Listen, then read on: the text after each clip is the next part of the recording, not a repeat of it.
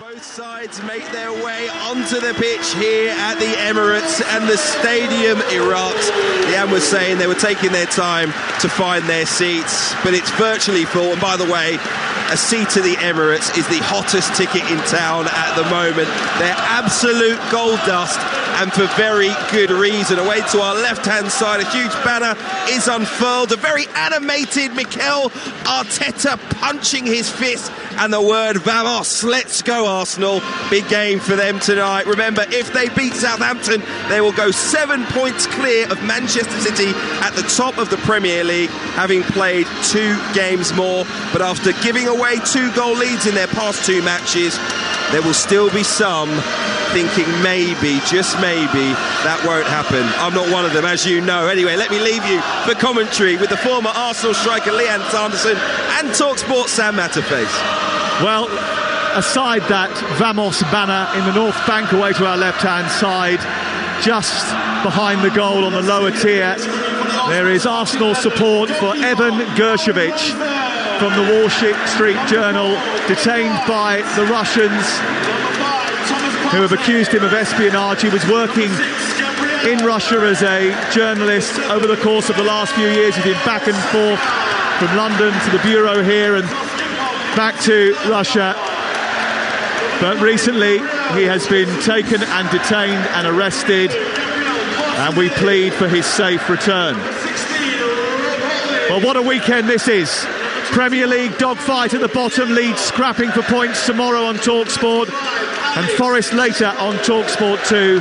2 FA Cup semi-finals to bring you as well. City going for a treble, and United trying to keep hopes of a cup double alive. Brighton and Sheffield United ready to pounce and make a name for themselves. And then there is this. On paper, Arsenal should beat Southampton nice and easy, feet up, subs on, get ready for the big one.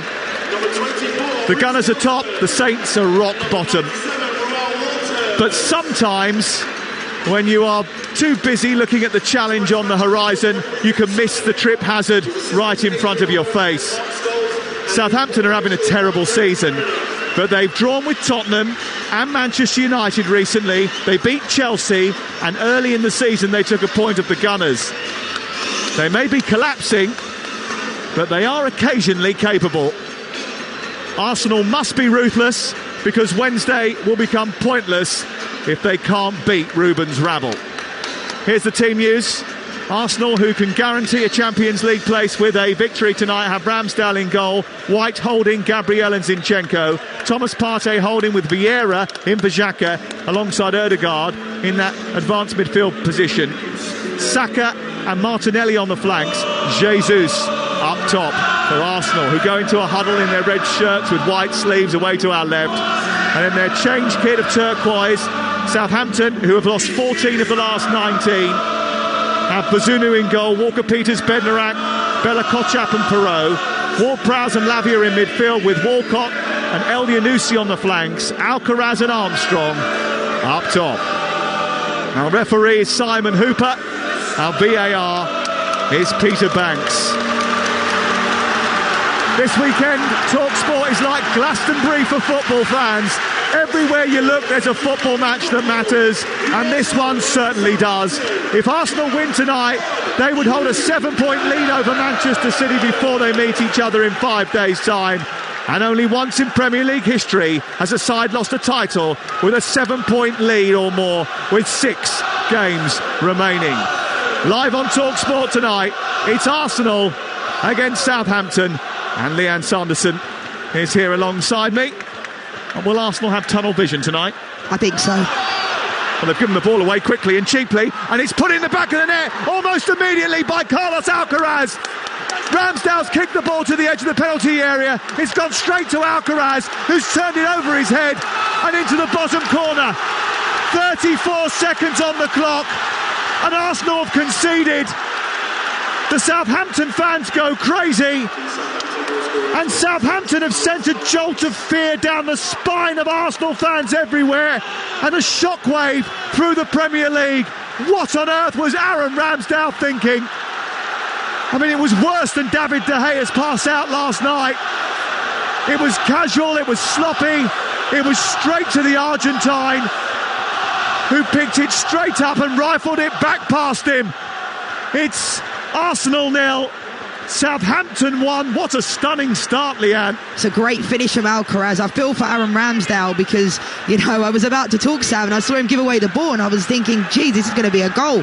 And we said it before the game, it's the Premier League. Yes, top versus the bottom, but anything is possible. You could see one good thing is that Aaron Ramsdale, you know, he put his shirt over his head. He knew he made the mistake. And I think his teammates, you know, they were quick to rally around him because he's been brilliant this year, but it was a pretty catastrophic mistake. And ultimately, when you give the ball away in those areas and you're the goalkeeper, 9 times out of 10 it's going to be a goal. But I think that's a big shot early on, definitely.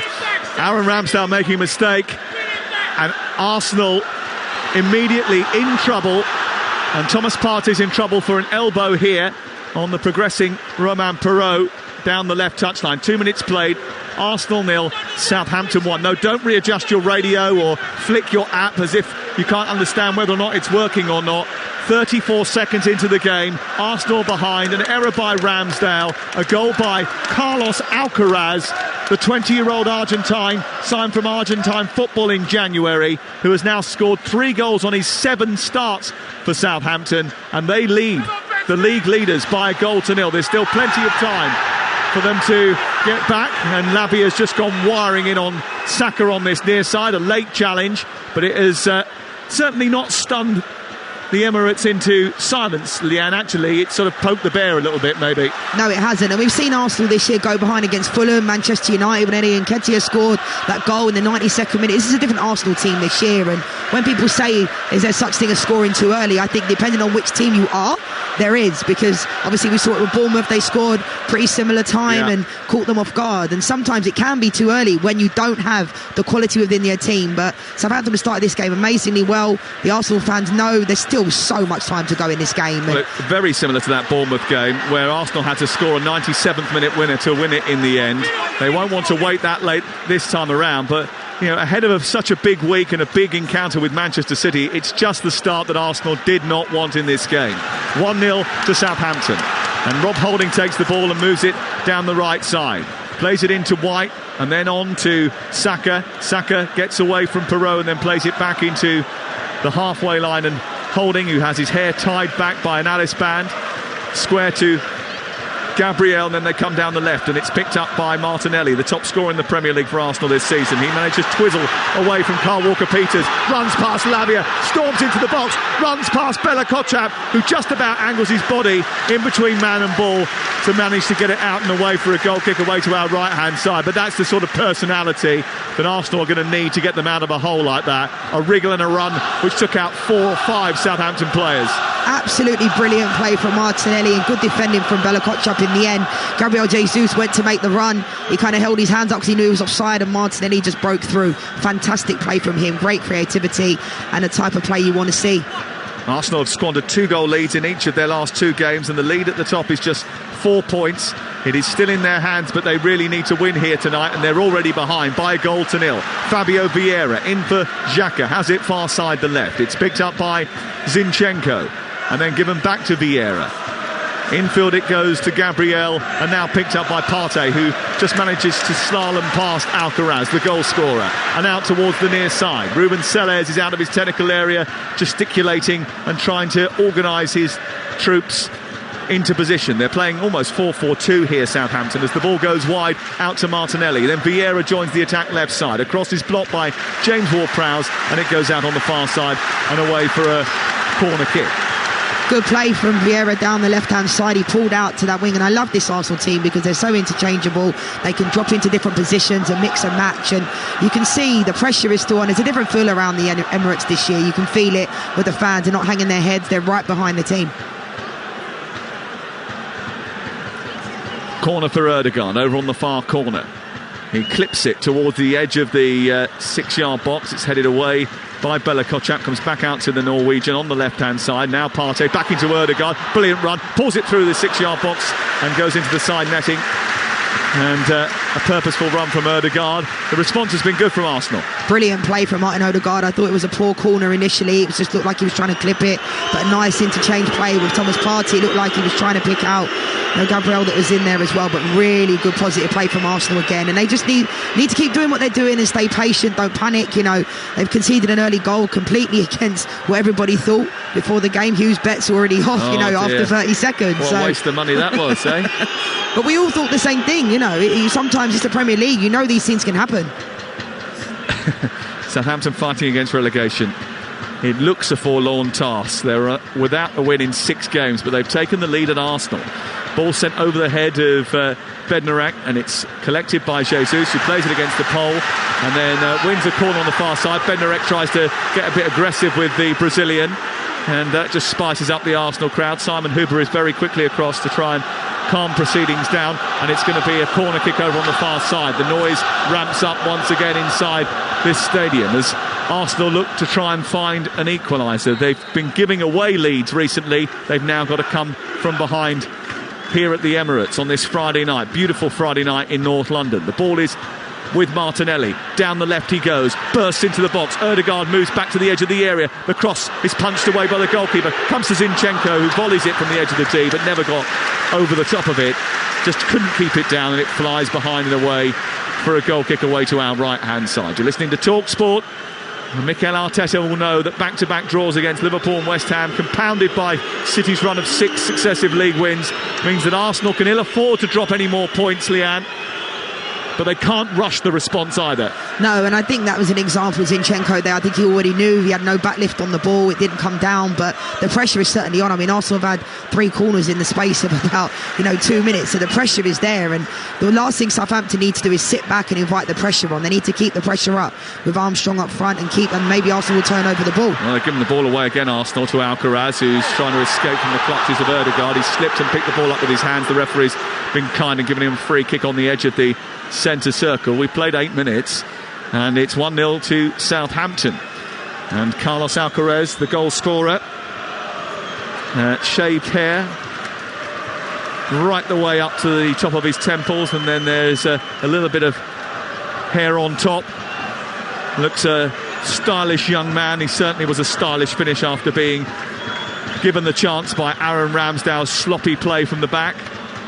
James Ward-Prowse now has a free kick. He's not going to score from this distance out, but he may well cultivate a chance. It's left of the centre circle, right-footed, floats it into the penalty area, towards the far post, looking for Theo Walcott. It's headed away by Zinchenko, and then Martinelli looking to run away with a loose ball, can't keep it in on the far side, and it's out for a throw-in to Southampton.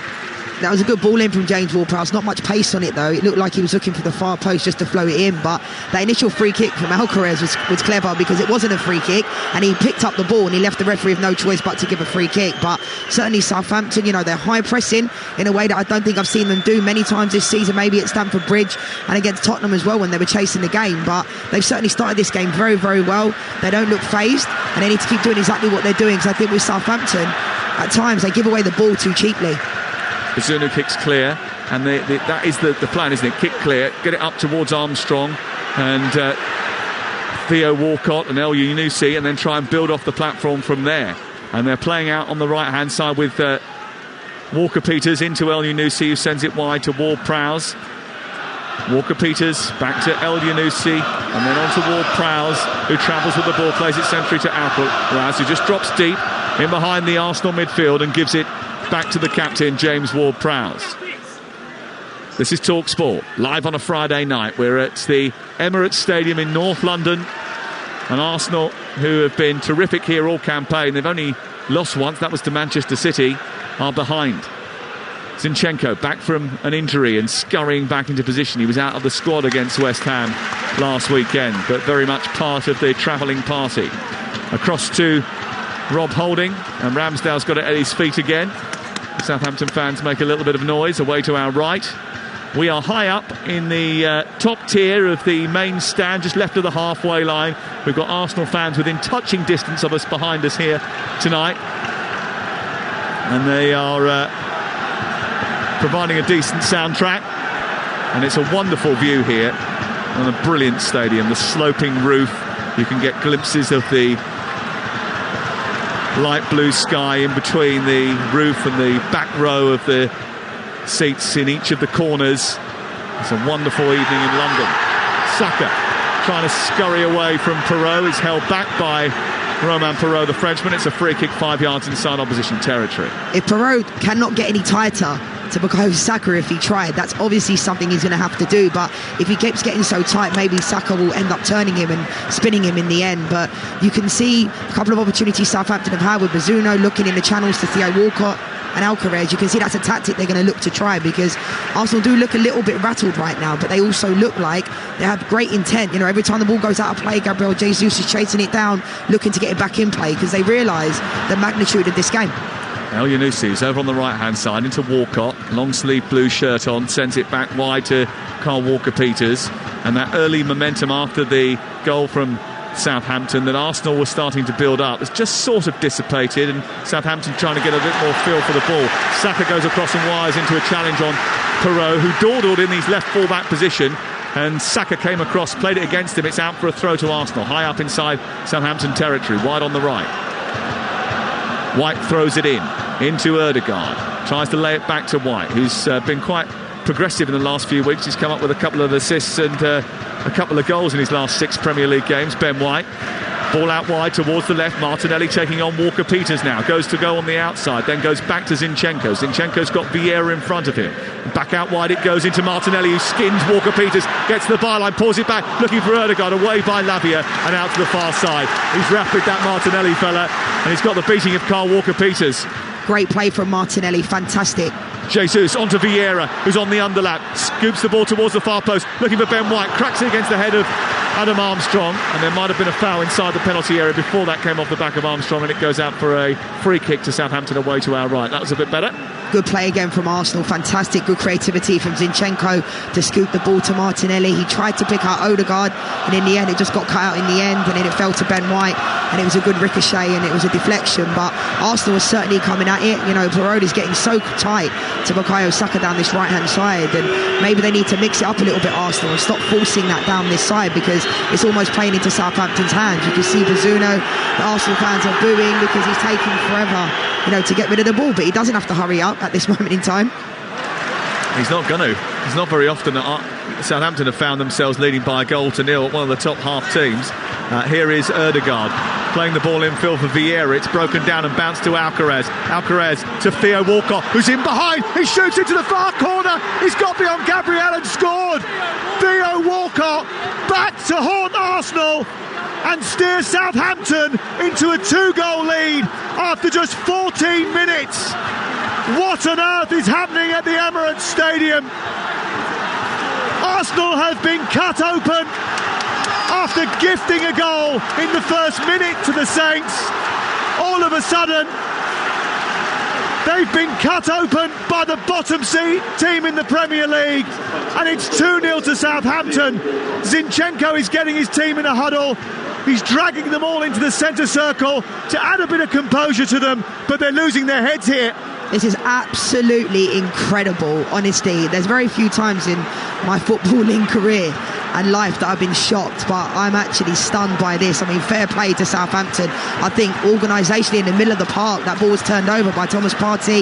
You know, Ødegaard looked to play it and Alcaraz broke with it. It's a great ball through, and we know Theo Walcott's pace. I do think that Gabriel got caught a bit square on. Rob Holding was quite far away from him, and fair play to Theo Walcott, because it's a fantastic finish, brilliant finish, and you could see he almost was begrudging putting it in the back of the net in a weird way, and he didn't even celebrate. You know, he spent so many years here, over 10 years at Arsenal, 150th appearance here today, you said, Sam, and wow, that is a shock, massive shock. He once told me that he got irked being an Arsenal player when the club around him seemed to accept that 4th place was okay. We talked about them finishing second one year. Here is Jesus, though, looking for Martinelli inside the area. Before he could take his shot away, Ward-Prowse nabbed it and cleared it away. Yeah, he once told me during that year they finished second to Leicester, but there was no big inquest because it'd become a culture at the club that they were happy to finish 4th. Well, that's certainly not the culture now. They want to win the league, and he may just have helped stop them from doing so. Yeah, it's incredible, but you've got to give Southampton credit. We all wrote them off before the game. You know, we said it was almost impossible to take a miracle, but they've come here, they've been fearless. You know, Lavia and Ward-Prowse in the middle of the park, they've been brilliant. Maybe we got it wrong. Maybe it wasn't a miracle that Southampton needed. Maybe it was a meltdown. Yeah, definitely. I mean, you could see Zinchenko's leadership. As soon as they conceded that goal, he brought them into the centre circle. I'm not a big fan of when everybody huddles all the time, but I think it was necessary because they need to keep their heads. What's great to hear now, this Emirates is different this year. They're behind, and Arsenal fans are right behind them. You know, this time last year, fans might have already been leaving at this point. So it's great to see they're still behind them. But Southampton have been brilliant. They really have. You've got to give credit where it's due. You are listening to Arsenal 0, Southampton 2 on Talksport with Now Sports. And don't forget, with Now Sports you can stream all the Sky Sports action like Arsenal Southampton live right now for $11.99, no contract. Search Now Sports. Wow, just wow. What a weekend we've got for you on Talksport over the course of the next 48 hours or so. Fulham leads tomorrow 12:30. At the same time, Chelsea against Barcelona in the Women's Champions League semi-final first leg. Leanne will be there for that one as well. Liverpool Nottingham Forest is in the Premier League, 3 o'clock, not on TV, only on Talksport 2. And then Manchester City against Sheffield United in the FA Cup semi-final at 4:45 tomorrow. That's just Saturday, by the way. It's like the pyramid stage, isn't it? It's incredible, so much football. What a dream, eh? Sunday we've got Brighton against Manchester United, and then on Tuesday night Wolves against Crystal Palace, Aston Villa, Fulham and Leeds against Leicester. They're all on Talksport. You might need our app, download it. You can switch between the two stations. Here is Ødegaard back to Holding, and Holding floats the ball high and wide and out to the right hand side looking for Saka. They need a response before half time here, Arsenal. Saka dives infield, nudges the ball onto Ødegaard, left edge of the area, spreads it wide to Zinchenko. Zinchenko now looks to try and take on El Yunusi. A low ball in towards the far post, flashes through the 6-yard area. Martinelli doesn't finish it off. Now Zinchenko's going balmy because he thinks it took a deflection, and he might have been a handball, he's suggesting, as that ball flashed through the penalty area. What did you see? I love Zinchenko's passion, but I don't think that took a deflection. I think I'll have to see it again, but from what I could see, it didn't seem to take a deflection. It was a fantastic ball into the box, and you could see Martinelli there on the back post and Saka. Don't think it takes a deflection. Do you? It certainly wasn't a handball. I don't think it took a deflection. I like his passion, but sometimes I think it's a bit misplaced and a bit turned up to the top of the spectrum before it really needs to. Talking of passion, fair? No, I don't agree with that. So getting that excited about that deflection was that a overreaction? Well, they're losing 2-0 at home, and he knows the magnitude of it. You know, you saw when they played against City at the Etihad what it still means. It's like he's played for this club for years. You can feel it. But talking of passion, people talk about Mikel Arteta being animated on the sideline. Ruben Sellers has literally kicked every single ball. It's probably the least animated I've seen Mikel Arteta, and I love it when managers are like that. I know there's a lot to be said. People saying, "Oh, it's too much." For me, it's never too much. But Ruben Sellers has not sat down once. You're a bit spicy though, aren't you? So you like the spice. You like people to bring the spice. It's not, I mean, you don't want people just standing there. The managers can't really win, can they? Or the players. If they don't show enough passion, everyone says they don't care and they show too much. I wouldn't want to be a fourth official down there tonight. Well, Mikel Arteta, he looks shell-shocked. Yeah, well, I think everyone in here is shell-shocked as well. It's 2-0 to Southampton. You're listening to Talksport. Mikel Arteta did say before the game that there would be twists and there would be turns. Didn't think it would be like this, though. Here's Ødegaard down the right side, looking for Saka, who might be able to inspire a response. He goes into the penalty area, gets to the byline, produces a cross in towards the far stick, volleyed by Martinelli and into the back of the net, and Arsenal back in the game, and there's the response. Gabriel Martinelli with a volley just short of the 6-yard box after brilliant work from Saka, and it's 2-1. Absolutely brilliant play from Bukayo Saka down this right-hand side. It's probably the first time that Peru allowed him to get on the ball, plays a great ball in, and Martinelli is there. It was great movement, great ball from Ødegaard as well to open up the space. But this is what Arsenal can do. You switch off for 1 second and they'll cut you open. But as soon as they scored, Zinchenko went to Rob Holding and said to them about being organised during these moments. And there's another huddle going on. Southampton are now having a huddle. Yeah, I mean, anything you could do, we can do better, I guess. But I don't think Southampton need to panic. But this Arsenal team, the moment you switch off for a second, but the intensity in here is incredible. It really is. Like, what a game! What a game! The electricity that's flowing through this stadium right now is dangerous. It's a high voltage game and a high voltage atmosphere. It's charged. Just say that it is charged. And when the goal went in, Mikel Arteta, who had been pretty static, turned and flexed his muscles and screamed "Vamos" at the top of his voice.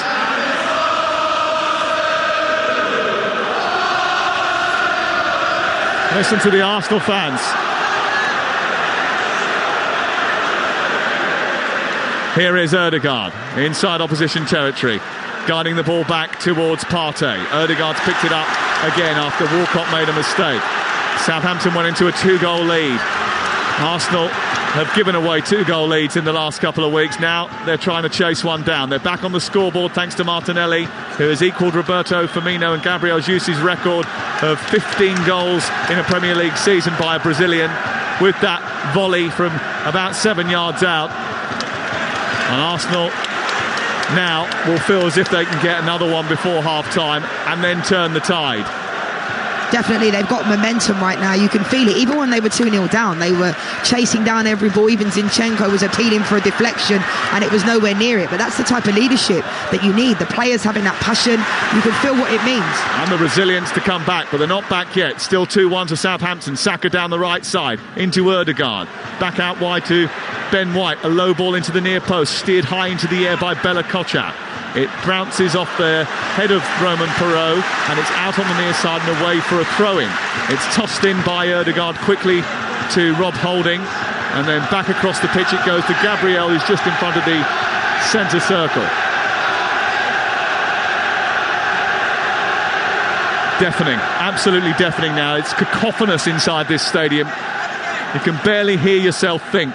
The ball's played in towards the middle of the Southampton half, good control by Gabriel Jesus, who works it out towards the far side into Zinchenko. Back it goes to halfway, and then he turns the ball back out towards the left-hand side, and hugging the touchline is Martinelli. He scoops it over the top to Jesus, who with his back to goal tries to turn. A lovely little Cruyff turn to get away from Bella Kotchap. He's still got the ball, was being held up there. Referee says no play on, and then Southampton look to release the ball up to El Yunusi. Zinchenko stands in the way. Martinelli comes across. It's played off Southampton player, and it's thrown in by Martinelli, and the referee's given it the other way.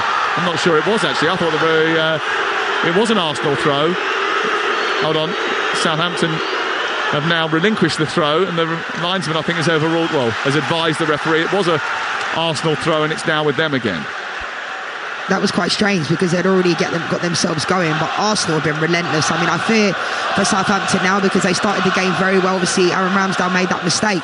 Jesus in behind, and the goalkeeper didn't know whether he was coming or going. Jesus puts it through the 6-yard box. There's no one there to finish it off, and an offside flag is up against the Brazilian anyway. It wouldn't have counted, and it's going to be a free kick away to our right. And we can just pause for breath for a second, Leah, because Simon Hooper just explaining to James Ward-Prowse, who's in his face, saying, why didn't you get the flag out earlier? Well, it wasn't a clear offside. It is incredibly charged. It's incredibly intense. You can feel the sort of energy flowing through this game, can't you? Both have got so much to play for. Southampton fighting against relegation, and of course Arsenal looking to try and stay in this title hunt. You can definitely feel it within the stadium, both sets of fans, both sets of players, and it's completely gone the opposite, I think, of what everybody thought. I think they thought it was going to be a formality that Arsenal win this game pretty comfortably. At the top of the Scottish Championship, Queen's Park still trying to gun for glory, but Ayr United 0, Queen's Park 0 is the latest scoreline after 38 minutes there. It's 2-1 to Southampton here, live on Talksport, over on Talksport 2. Right now, we've got the latest from the Super League, and it's Castleford 6, Hull KR 0, and Lee Leopards are 16-0 up over Leeds. Here on this left-hand side, the ball is with Perraud. Deep towards the far post it goes. El Yunusi's got a free header. It's spooned away by Ramsdale. Overhead kick by Alcaraz and tipped over the top by Ramsdale. An athletic save by Aaron Ramsdale. He needed to make a double stop there. El Yunusi had far too much room to get that header in. I don't know what Gabriel was doing. And when it spooned up off Aaron Ramsey, Alcaraz reacted really quickly, and Ramsdale had to push it high up over the bar. That was a great second save from Aaron Ramsdale, but I'm not quite sure what Rob Holding and Gabriel were doing, Elianusi got in between them, and it looked like it was going to be a pretty comfortable save in the end. But definitely, every time Southampton go forward, they look really dangerous, which is quite worrying for Arsenal, because I feel like Arsenal have definitely got the momentum, but they seem to be going through Arsenal really quickly. Maybe Saliba, people talk about how much they're missing him. You can see it tonight. Here is the corner from Ward-Prowse, punched away by Ramsdale, headed forward by Bednarek, and then Martinelli's not going to be able to escape because the ball was released to halfway, but Ward-Prowse is going to get there first. Coming forward again, Perrault down the right, Walcott to the edge of the area, Partey, poor and casual, gives it to Ward-Prowse, who delivers across to the far post, headed down by Alcaraz into the area. Saka's got to be careful here. He comes away with the ball, he's dragged back by Alcaraz. That's going to be a yellow card. What I'm seeing right now, Sam, is that Fabio Vieira, the game seems to be just bypassing him. Defensively, he needs to get on the other side of the ball to take care of Alcaraz, Lavia and Ward-Prowse. Ward-Prowse just put in a fantastic cross, something so basic, but that you fail to see a lot of footballers being able to do these days, putting a good ball into the box. Fantastic. But I think defensively, you see Zinchenko floating into that middle area, almost like a defensive midfielder. But Thomas Partey needs to take better care of the ball. But Fabio Vieira, the game just seems to be bypassing him, and there's a massive gap within that area that Ward-Prowse looks like he's exploiting, and he's getting a lot of joy out of that. Well, Fabio Vieira is playing the Xhaka role, isn't he? And Xhaka does wander out that left-hand side, but it does feel as if Vieira's wandering out there a little bit further than Xhaka would. Here is Ben White trying to click it back to Saka. It was a poor ball by White, and the move that was progressing down the right side breaks down and goes out of play down by the corner flag away to our right-hand side, and it's a throw-in to Southampton, who are having a dreadful run. They are the Premier League's cannon fodder. They've only amassed 3 points from their last 15 Premier League games this season against teams in the top half of the table, but they did draw with Arsenal in the reverse fixture, and they have been a bit of a bogey team against them down at St Mary's, but here usually it's an Arsenal victory that comes their way. Here the ball's been sent out towards the far side, and Martinelli with a cross in towards Ødegaard, who's unmarked, and he steered it over the top of the crossbar. I mean, that was dreadful defending by Southampton. Bella Kotchap and Bednarek having a bit of an inquest now as Ødegaard wandered in between them to have a free header into the box. He probably should have hit the target, shouldn't he? Yeah, and he also, I don't think he would have thought he would have had enough that amount of time inside the 18-yard box, because it's almost like he could have brought the ball down on his chest. Bella Kotchap and Bednarek, I mean, they can say whatever they want to each other, but they need to take care of the danger. Lavia also let him run on his back shoulder as well, but Ødegaard, you'd expect him to do a little bit better in that situation. Maybe the ball was like hitting really, really hard, but you'd expect him to do a little bit better, but I don't think he expected to just be there on his own. Drinks break and time out because Theo Walcott's got to have some treatment on his ankle, and Ruben Selles as a result has got the magnetic whiteboard out and the counters, and he's moving them around on the touchline before he goes into a little huddle with his players. This is where I want you to go, move that there, move that. Does that work as a player? No.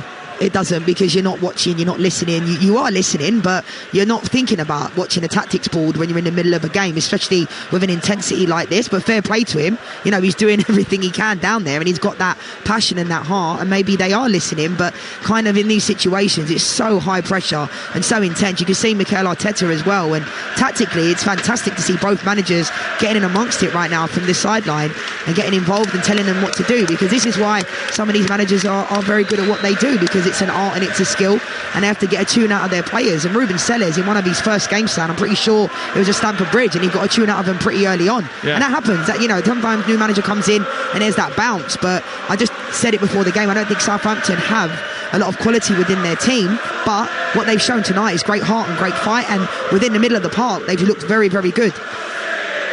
Well, Alcaraz has scored here for Southampton, and looking up on high, Patrick Vieira and Thierry Henry, who were part of the last Arsenal team that won the league.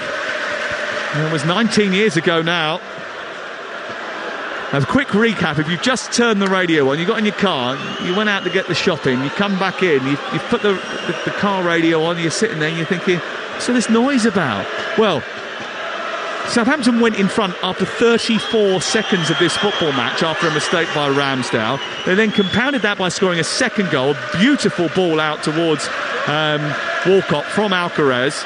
Alcaraz making one and scoring one in the first 14 minutes. Arsenal found themselves 2-0 down and then dragged themselves back into the game with a Martinelli goal on 20 minutes. It's now 30 minutes into the match and it's Arsenal 1. Remember, top of the table Arsenal 1, bottom of the table Southampton 2. And Theo Walcott, who's had his treatment, is back up again. Has just had another shot down the throat of Aaron Ramsdale. And Arsenal will clear it away. We're back underway. We've played 31 minutes. You are listening to Talksport. Sam Matterface and Leanne Sanderson, the former Lioness, is alongside us in the commentary box on a lovely spring evening. Still got to wear the jackets when you get up here, though. The wind whips around, doesn't it, eh? Yeah, I'm absolutely freezing now. Saka down the right-hand side. Listen, I'll tell you what, if this game doesn't keep you warm, I don't know what will. It's been a terrific football match to watch. A yellow card comes out for Roman Perraud for harassing Bukayo Saka. That's a tossing up procedure, isn't it? Because he has been all over Bukayo Saka like a rash. He has, and he's done that all game, Perraud, and I think he's done a decent job. But this is what I said before, when you get that tight to a player, that's what will happen. And now he's going to have to tread on thin ice, because he's going to have to go another 60 minutes, you know, on that yellow card. And Bukayo Saka knows that as well. But brilliant play, 1v1, and got out. A great chance for Arsenal here. And Saka, whose cross was met by Martinelli for the goal that has put Arsenal on the scoreboard tonight. Attacking the clock end away to our right, in front of those Arsenal ultras, the Ashburton army away to our right hand side. They prepare another free kick. Saka will take it. He's got Holding to aim at. Jesus, Gabriel and Partey all in there. Martinelli lurking with intent as well. As they burst towards the near post, it's aimed towards Holding, comes back out to the edge of the area, and Vieira spoons the ball forward. Saka is onside, he gets hold of it, sends it back with interest to the far post, comes towards Partey, sets it up for Martinelli, left for Vieira, takes a touch this time, tries to curl it to the far corner, didn't really have enough on it, didn't look confident at any stage during that move, Fabio Vieira. He's had a difficult afternoon so far, evening so far, and it goes beyond the goal away to our right and out for a goal kick. It's currently 2-1 to Southampton, live on Talksport. And for the latest odds, you can head to Ladbrokes, where right now you can get Arsenal to win at 3-4. Southampton win, still odds against 7-2. The draw 12-5. That's all thanks to Ladbrokes. Play at ladbrokes.com, 18+, begambleaware.org. Yeah, Fabio Vieira's had a pretty poor game, and these things happen, you know. Some days it's just not your day, but ultimately he needs to be better. I think when he's getting the ball, he's in the wrong position, he's going out to the left a lot, he's in the central areas, he's not really doing his defensive responsibilities, so he needs to find a way, because Arsenal can't afford to have any passengers in games like this. And I think defensively Arsenal have looked quite shaky at the back tonight, and a lot of people can speak about Saliba, but Rob Holding and Gabriel don't look like their partnership really, they don't seem to know where each other is when the ball's on the other end. So we'll have to wait and see what happens with that. But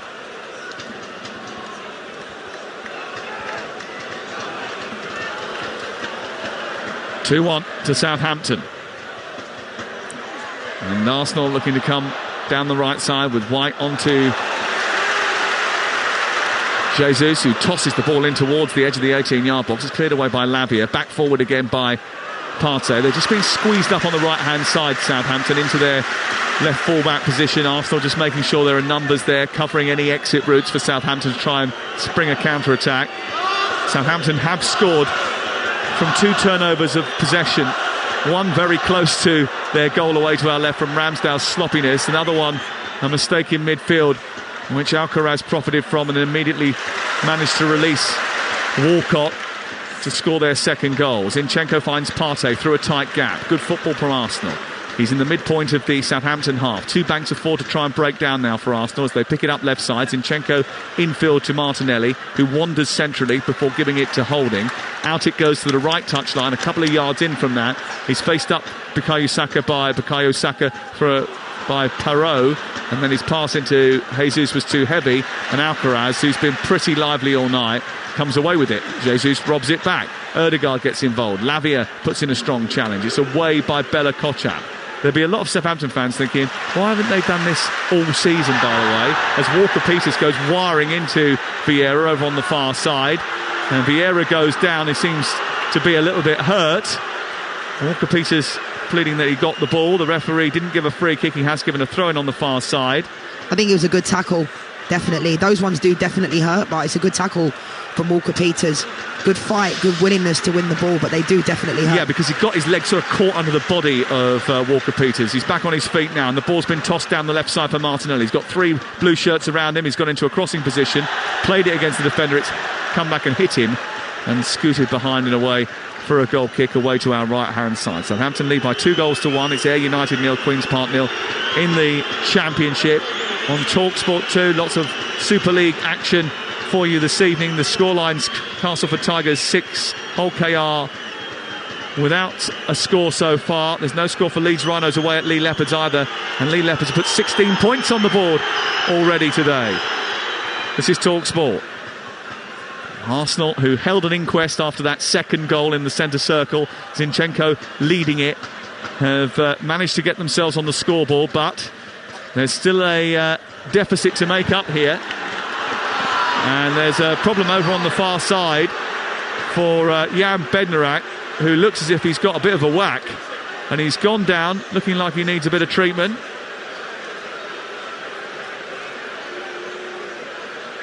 Lavia encouraging it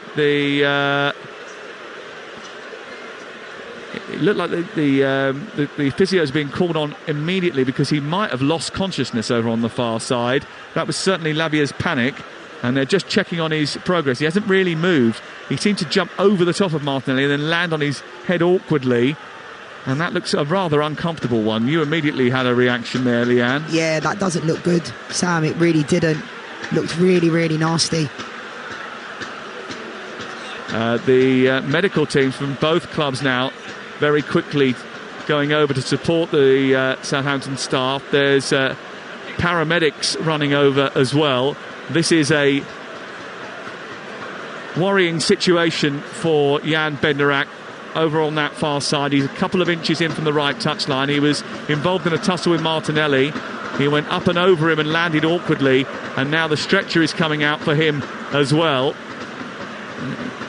I don't think his teammates are looking as concerned as you may think if it was incredibly bad. I mean, you've got to hope that he's okay. He seems to be moving now, which is the best news that we've had. The landing, Sam, looked really, really... I mean, he's he went shaking his head, which is good. It's so good to see that he's up, because the landing looked really, really rough. He looks dazed and confused, though, doesn't he? He's going to have to come off, surely, because the landing was tough. I mean, both players went up for the ball, had every right to go for it, but that looked rough, and it's good to see he's up and moving. Half-time in the Premiership Rugby. Newcastle Falcons 5, Northampton Saints 28. That's the latest score in half-time in that game between Ayr and Queen's Park. It's 0-0. The concussion protocol obviously can kick in here, and they can have an extra concussion substitute. El Nianusi just going over to add mitigation. Bednarak doesn't look like he should be continuing here. He's not at full capacity. From this distance you can see that he's not 100%. He's pleading, I think, with the medical staff to let him go on, but actually someone has made a call over there that that's not going to be able to be the case, and they're going to make a substitution. Really, really good to see. You can see Bednarak wants to carry on, but you have to take it. The experts, the doctors, the physios, the trainers, they have to take it out of the player's hands, and that's exactly what they've done. I'm sure he, as a player, you want to continue, but I just don't think he should. 6 minutes before half-time, and they're going to be forced into a change. He's still arguing about coming on. James Ward-Prowse is filling in at centre-half, and Duya Chaleta-Sarr is struggling to get his tracksuit bottoms off, as he's been asked to go out there and fill that gap left by Jan Bednarak, who's still asking to go back on, and is being restrained now by the medical staff, who are forcing him to stay off the pitch. Here is El Nianusi. Out wide it goes towards Theo Walcott. Walcott comes in towards the near side of the centre circle, and then the foul is given against Zinchenko. It's going to be a free kick on halfway. They're still arguing over on that far side. Bednarak wants to come on. He's pleading to let him go on. The Arsenal doctor is over there trying to explain to him that it's not a good idea. This is not just the Southampton staff saying this. Even Theo Walcott now has gone over and said, look, you've got to go off. I think he lost consciousness. He did. And I think as a result of that, you can't take any chances. And Southampton have just got Charletta Sarr onto the pitch, so that Bednarak has to take it. Look, I mean, that was a sickening blow. I mean, he went up and over the top of Martinelli, landed on his head. It's just prudent to take him off and get him checked out. It's so difficult as well, because fair play to Bednarak showing that fight for wanting to stay on the field of play, but no, I think that was good from the... It's difficult because they were restraining him, weren't they? Yeah, well done to the medical staff for taking a stand. Charlotte Sarr immediately into the thick of the action, goes sliding over towards the far side. Haven't seen enough of him. He's a Croatian international, this boy. He's no mug.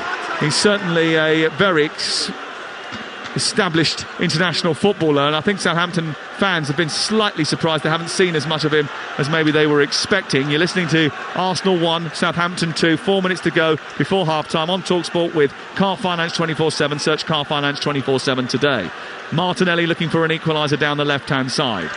Across goes Walker-Peters to try and hold him off, but Martinelli's too strong, shrugs him off, and it's a free kick and a yellow card. So both the fullbacks have now been booked. And that's because Arsenal was certainly putting the pressure on even when they were 2-0 down. Perraud and Kyle Walker-Peters have had their work cut out down the left and the right, and it is a free kick and it is a foul, and he got the wrong side of him. And fair play to Martinelli, he's looked bright tonight. Baker Others will bring you game day tomorrow from 11 o'clock. Fulham against Leeds kicks off at 12:30. At the same time over on Talksport 2, Chelsea against Barcelona in the Women's Champions League. Ruben Sellés and Jan Bednarek are having a row on the touchline still, but he's been told by the manager to go down the tunnel and get himself checked out. He was on loan and surplus to requirements under Ralph Hasenhüttl earlier in the campaign, but he's determined to play a pivotal role as they look to try and drag themselves to survival. They're 2-1 up away at Arsenal. If they can maintain that scoreline, they'll have every chance. Free kick over on the far side, though, for Arsenal, who is in search of an equaliser. 3 minutes to go before the break. It's taken by Martinelli, whipped towards the far post, and it went straight across the face of goal. And then, I don't know if it kissed the outside of the post or not. Bazunu seemed to think that it was going well wide. From this angle, we couldn't exactly judge it. It wasn't that far wide. He definitely wasn't going. He wasn't going for goal either. He's trying to, he had good pace on the ball, but just overhit it. But again, Arsenal are really mounting the pressure. They're going to want to get another one before half time. They don't. This game, coming out of this game, if they were to draw this game, that would be a pretty bad result for Arsenal in this run to win the title. It will be. So in the second half, if they don't score again, they're going to need to get 2, which will be more difficult. They can definitely do it. They have the quality, but it'll be more of a difficult job. Well, if Arsenal were to lose tonight, City can afford to draw on Wednesday night and still have the title in their own hands. If Arsenal draw tonight, City can afford to draw on Wednesday night and still have the title in their own hands, because the gap would be 5 points with City having 2 games in hand. Yeah, I still can't see Arsenal losing this game. I can't see it. I could be wrong, but I can't see it. But then again, none of us saw Southampton going 2-0 up, so it's the Premier League, anything can happen. But especially not Wozencroft, eh? Yeah. Here is Walcott down the right side, motoring towards the edge of the penalty area. He's shepherded out towards the far touchline by Partey, and it goes out for a throw-in down by the corner flag. I think everybody thought that this was an Arsenal victory in the making. It hasn't turned out like that at all. And Southampton struck twice in the first 15 minutes. Arsenal have been trying to fight back, but they've got a second wind, Southampton, as well. They've looked a little bit sturdier. Yes, they've killed the game in certain moments, haven't they, and just added a little bit of the dark arts by slowing the game down, etc., etc., but they've suffered a big injury as well to Jan Bednarek. There was a time where the momentum was definitely with Arsenal, but it seems to have just levelled out a little bit here for whatever reason. And it'll be interesting because I can't see the scoreline staying this way, but could you imagine if Theo Walcott ends up scoring the winning goal? That kind of puts Arsenal out of the not out of the title race, but mathematically, it's in City's hands. So I think Southampton have done a good job tonight. Probably played the best I've seen them play in a really long time. But I can't see them winning this still. I think Arsenal have just got too much. Partey on halfway to Ødegaard and then back again. 20 seconds before the 45 minutes are up. It's a poor ball out of defence by Holding, but it's won back by Vieira, and he sent Martinelli away down the left-hand side, trying to square it. Charlotte Sarr is there, and it's out on the far side and away for a corner kick to Arsenal. There was a bit of rough and tumble going on inside the penalty area. Martinelli, I think, was a little bit eager and just pushed the ball a little bit too far in front of him there. He's got incredible pace. He's been brilliant this half, Martinelli. He always looks dangerous every time he gets the ball. As Len Goodman would say, 7 additional minutes at the end of the first half. And here is Martinelli trying to get the cross into the box. Ødegaard takes it, volley, left-footed, blocked by the defender. Comes back out to Vieira, who's crossing towards Gabriel. Is headed over the top of the crossbar by the Brazilian. Only a yard over the top by Gabriel, who got up high and tried to head the ball down and into the Southampton net. It was a delicate little cross from Vieira, flipped towards the edge of the 6-yard box, and the back stick rising highest and heading the ball goalwards was Gabriel. I think Holding actually got in his way a little bit there, and it goes over the top of the bar, and it remains 2-1 to Southampton. Yeah, good ball from Vieira. It almost did look like Holding got in Gabriel's way, but it looked like Gabriel also leapt a little bit too soon. But again, good positive play. There's 7 additional minutes, so they've still got time to grab another one before this half. But Southampton, credit to them, I think in the midfield they've done brilliantly well. They've taken care of Ødegaard. He's had a relatively quiet game. They've got around him, and that's what you have to do. You have to man mark the best players, and they've done that. Bukayo Saka and Ødegaard, they haven't really had a sniff this half, and I think Ward-Prowse, Lavia, Alcaraz have done a really good job in those areas. Adam Catterall and Carlton Cole at this moment in time are sitting watching the action back in the Talksport studios, thinking this is going to be the easiest sports bar we've ever done.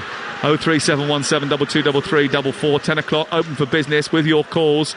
Adam and Carlton, the sports bar weekender will be open for business, whatever your persuasion. Gabriel gives the ball away to Southampton. We're in the second of 7 minutes of added time at the end of the first half. Alcaraz wants a foul on the edge of the area. I was surprised he didn't get it. Arsenal escape, and Saka goes up to halfway. He's got Jesus in the centre, waiting for a bent ball. He plays it down the right channel. Oh, Bazunu, what was he doing? He came too far.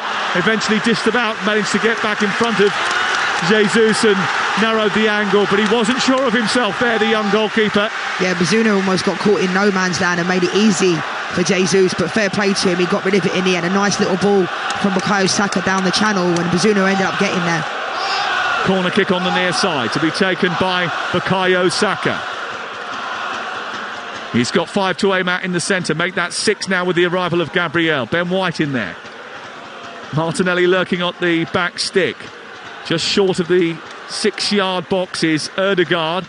The ball sent in left-footed by Saka towards the near post, flicked on by White, cleared off the line. Did it go over? The referee looks at his watch, says no, it didn't, but it was very close, I think, because Ben White got to that near post and with a brilliant flick on almost put Arsenal on level terms. That was close. What a clearance. That's an even better one from the right full-back position over the top of the Arsenal defence, and Theo Walcott is charging forward now.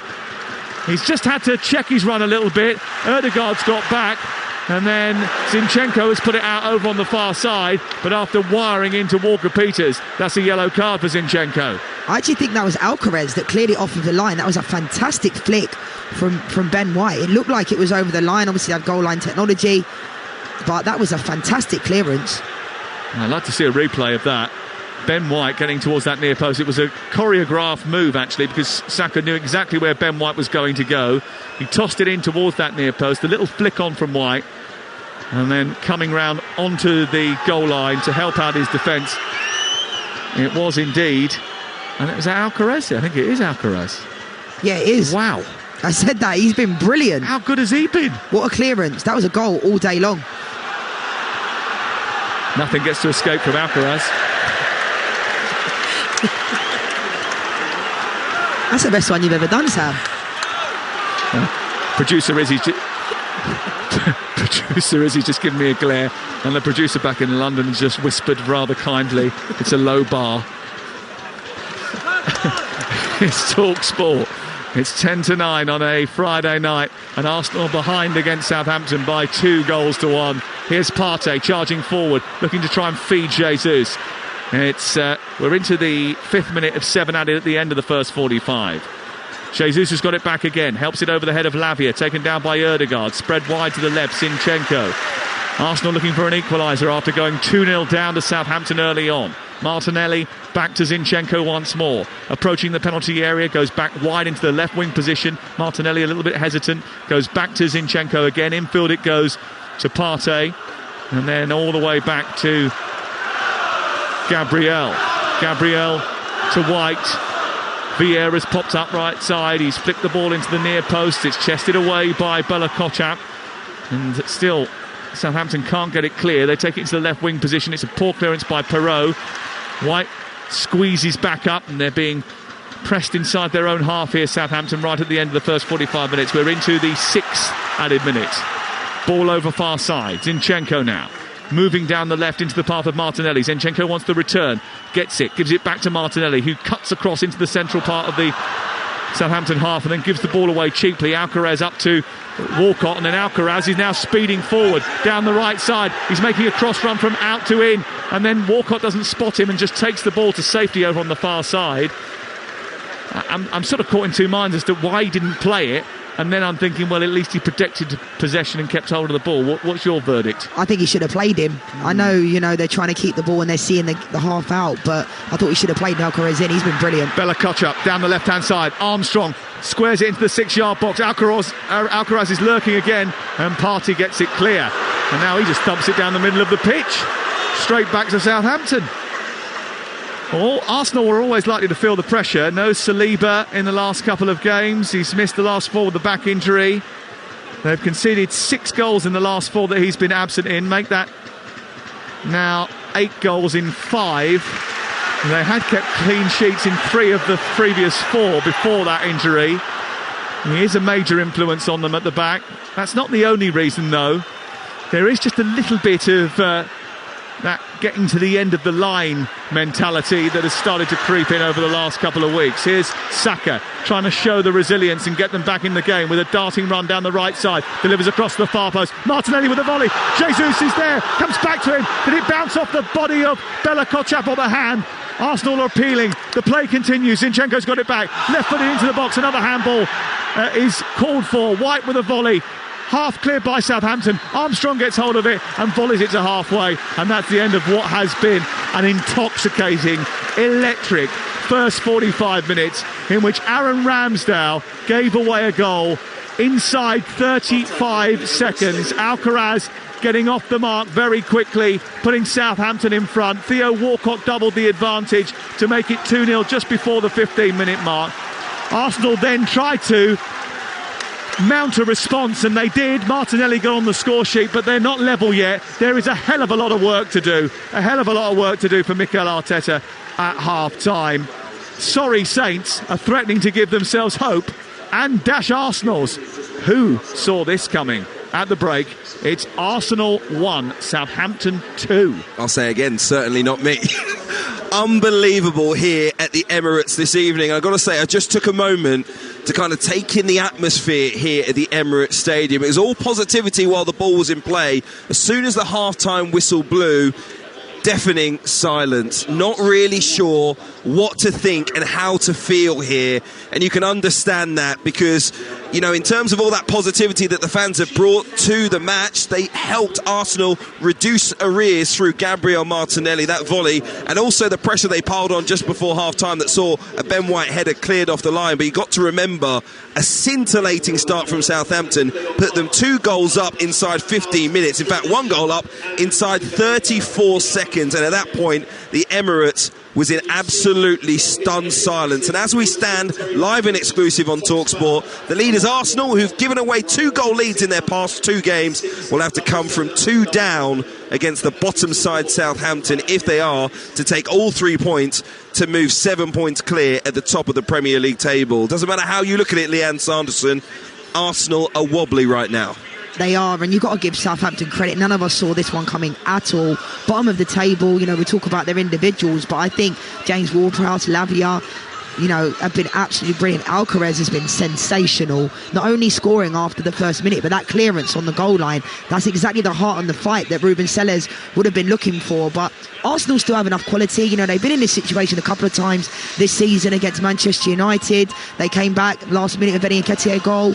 They had that game against Fulham. They did the same thing. But I think because of the last 2 performances against West Ham and Liverpool, and those are 2 good teams that, but it's all too familiar for these Arsenal fans that are watching, because that I feel for Aaron Ramsdale, because he's been brilliant for them this year, brilliant, and he makes that mistake, and then they score after a minute, and then I still felt like they had it, and then Theo Walcott scored, and then Martinelli, and then it was just like the Arsenal seemed to be gaining momentum, and then it just kind of flatlined a little bit. It's been virtually all Arsenal since the second goal, and I think Arsenal will draw on the experience of the win over Bournemouth. Reece Nelson, we've got a 97th minute winner in that game, so they will keep going right to the end, and these Arsenal fans will believe. But let's head back to the start of the game, and if you didn't believe in the strength of the goalkeeping union, you now know exactly how strong it is, because Aaron Ramsdale is such a nice guy. Having seen David De Gea last night, he thought, I don't want him to suffer in silence, let me put an even worse error out there for everyone to see, gifting Southampton a goal in the first minute. Yeah, and it was a really bad mistake. He doesn't need me to tell him that. These things happen. I think he's been brilliant. I'm going to give him credit, but you can't make mistakes like that. He knew it. He put his shirt above his head straight away. But what was quite good to see is his teammates rallied around him and they tried to pick him up, because you've got to let him go. Was it something deliberate from Southampton, that ploy that maybe forced it, or was it singularly an individual error from Ramsdale? I think it was an individual error. I mean, you could say Southampton were high pressing, but at the same time, he gifted them the ball and they put it in the back of the net. Alcaraz, he still had a lot of work to do. Alcaraz did, and he put it in the back of the net. And then Theo Walcott, when he scored, he looked like he just felt almost embarrassed that he'd scored against a club that means so much to him. But it was a good finish from him as well, and honestly, I think everyone was just shell-shocked. But to be fair, the Arsenal fans have been behind them this whole half, and I think Arsenal, they have to win this game. A draw wouldn't be good enough. Then we saw Theo Walcott, memorable night for him, his 150th appearance at the Emirates in the Premier League. Obviously he's now moved club a couple of times and he's at Southampton, but he's the first player to achieve that, and he marked it with a goal. Great play from Alcaraz once again to slide the ball into him, and it was a quality finish. Great finish from Theo Walcott, and a player that almost times this year it looked like people were thinking, is he still at Southampton? He was doing punditry, when there were their games going on, he wasn't even getting in the squad, and obviously he was at Everton. A fair play to him. It was a good ball from Alcaraz and a really good finish from Theo Walcott, but it was too easy for me as well. It's a great ball, but you can't get caught flat. Gabriel and Holding were almost too central, too flat, and then one ball in behind them and they get done with it. That's not acceptable. And then, of course, the Arsenal response. What have you made of it? It included a goal from Gabriel Martinelli, 15th of the season for him in the league. And you feel Arsenal are building, like we say. Yeah, you can feel it. I mean, great play down the right-hand side from Bukayo Saka. Fantastic ball into the box. Martinelli's looked bright the whole game. He had that run after the first 5-10 minutes. We're down that left-hand side, and he's looked so sharp, so bright. But I think maybe tactically, Mikel Arteta might be looking to bring off Fabio Vieira. He's looked a bit of a weak link. Sometimes he looks a little bit lost whether to go out on the left, whether to stay central. So we could see, maybe Jorginho would come into the game, or a Trossard, and maybe Emil Smith-Rowe. Maybe he'll be ready to come on at some point as well. But I do think that's been a bit of a weak link, and Odegaard hasn't really had the ball, but that's due to Southampton's positioning in the middle of the park in the midfield has been brilliant. One moment to discuss. We saw 8 minutes added on at the end of that first half. Jan Bednarek was furious to be taken off, but he went head over heels, went up for a header. The Southampton fans are absolutely furious with Arsenal's Gabriel Martinelli, because he seemed to do that thing that we've seen Harry Kane in particular do in the past, where, when a defender goes up for a clearance header, just backing in, providing that bridge, if you like, for the player to go over the top of them. And genuinely, Bednarek is very lucky. Looked like he landed, if you like, on the back of his neck, across his shoulders. It could have been a lot worse for him, and it was right that he went to be checked out. And all of the medical staff, Ruben Celes, the Southampton manager, made sure he was taken off straight away. But do you understand why some may be unhappy with Martinelli? I'll have to see it again, Hugh, but from what I saw, I just saw two players competing for the ball. Sometimes, the centre forwards can back into the defenders. I'll have to see it again, but ultimately the best thing is that he's okay. And one positive from it is that the medical staff actually had, it's difficult. We can see from here, Bednarek was so aggressively wanting to come back onto the field of play. Even the Arsenal doctor and the physio were holding him off. So it's always difficult for the medical staff to do that, but I think it was ultimately the best decision, because at one point he looked like he was unconscious. Well, hopefully he is okay. Best wishes to Jan Bednarek at half-time. It is unbelievable. It is a scoreline that I don't think anyone predicted. Arsenal 1, Southampton 2. Arsenal 11 shots to Southampton 6. Just 3 on target. In fact, Southampton have had 5 on target. So, as we say, lots of work for Arsenal to do. And I wonder how that's affected the odds. Let's get an update with Ladbrokes. Odds update on Talksport with Ladbrokes. Are you in? Let's go. Play at ladbrokes.com. 18+ begambleaware.org. I'm delighted to welcome Alex Apati back to Talksport. Wow, Alex. Everything must be up in the air now. what is it? Goals 3, huddles 2. What a start to the weekend. I don't think you're exactly right. I don't think anyone saw those first 15 minutes coming, did they? Maybe for Arsenal, you'd expect them to go in 2-0 up. Also, our favourites here, though, just over even money now as well. They were odds on at one point, even at 2-0 down, to still come back. Southampton are 3-1 to keep hold of this lead now. The draw absolutely wouldn't be good enough for Arsenal. It's just under 2-1. Walcott's goal against his former club, he's 22-1 to score the next, and for all their attacking prowess and the expectation on Arsenal this half, it does still feel like Arsenal could concede at any minute. It's the third game in a row now they've conceded 2 goals, and there's no coincidence that William Saliba has been absent in all of those games. But for Arsenal, Saka and Martinelli time and time again are delivering for this team, and you'd expect more of the same in this second half, especially with both Southampton fullbacks on yellow cards. Wouldn't be surprised to see a red in this one if anyone wanted to back that, especially with 4 players already on yellows, 3 out of 4 fullbacks. Best bet for me, maybe Gabriel Jesus at 6-4 to get a goal. Look, subject of the last Amazon documentary, but it really is all or nothing for Arsenal's season now, isn't it? They might have to run right in this half, and they ended that first 45 minutes strong. It was almost as if it was the end of the game. It sort of had that feel to it, but I'll back them here as hosts. I think they'll run right. I'll go Arsenal 4, Southampton 2. That's a 7-1 shot as things stand. Okay, Alex, thank you very much. That was a look at the latest odds with Ladbrokes. You can play at ladbrokes.com. Please check out Be Gamble Aware. It's 18 plus, of course. Odds update on Talksport with Ladbrokes. Are you in? Let's go. Play at ladbrokes.com. 18 plus. BeGambleAware.org. So, are we witnessing the result that may derail Arsenal's title tilt? Cannot believe what we have seen so far live on Talksport here at the Emirates Stadium. It is Arsenal 1, Southampton 2, and a huge 45 minutes in this Premier League season is next. Friday Game Day Countdown live on Talksport with Car Finance 24/7. Sort your finance first so you can choose a car with confidence. Search Car Finance 24/7 today. Representative APR 19.9%. Car Finance 24/7 is a credit broker, not a lender. And he's barrelled it straight through the midfield into the Village Hotel Pub and Grill Fan Zone, the home of big screen live football. A long volley over the stadium seats by the giant screens into the left-hand corner of the bar, past a winning lineup of ice-cold beers and a magnificent menu of mouth-watering footy food. Result! Enjoy the perfect big match experience with food, drink and live football at a Village Hotel Pub and Grill Fan Zone at 33 UK locations. Find your nearest venue and win monthly prizes, including match tickets at villagehotels.com/fanzone. Get in! Conditions apply. 18 plus. Always drink responsibly. Rodri to De Bruyne. Flicked onto Walker. Goal! No one saw that coming. Or as we say in Japan, no warutaka wa tsume o kakusu. The smart hawk hides its talents. For a taste beyond expected, Asahi Super Dry, official beer partners of Manchester City. Enjoy responsibly. Visit drinkaware.co.uk. We've got it at Selco. Selco, it's where the trade goes. At Selco Builders Warehouse, we've got real deals on a wide range of building products. In April, we've got 12mm V-Groove Vario laminate flooring for only £9.99 per square metre ex-VAT. And with free delivery, that's a real deal. Find more real deals online at selcobw.com. We've got it at Selco. Selco, it's where the trade goes. VAT charged at 20%. Free delivery within local delivery areas. In sport, what's just as important as the goals, the glory, the roar of the crowd?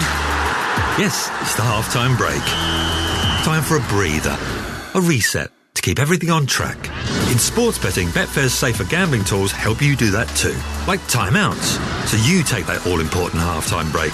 Or deposit limits, to help you keep count. Manage your play at safergambling.betfair.com. Simple ways to stay on top of your game with Betfair. 18 plus. BeGambleAware.org.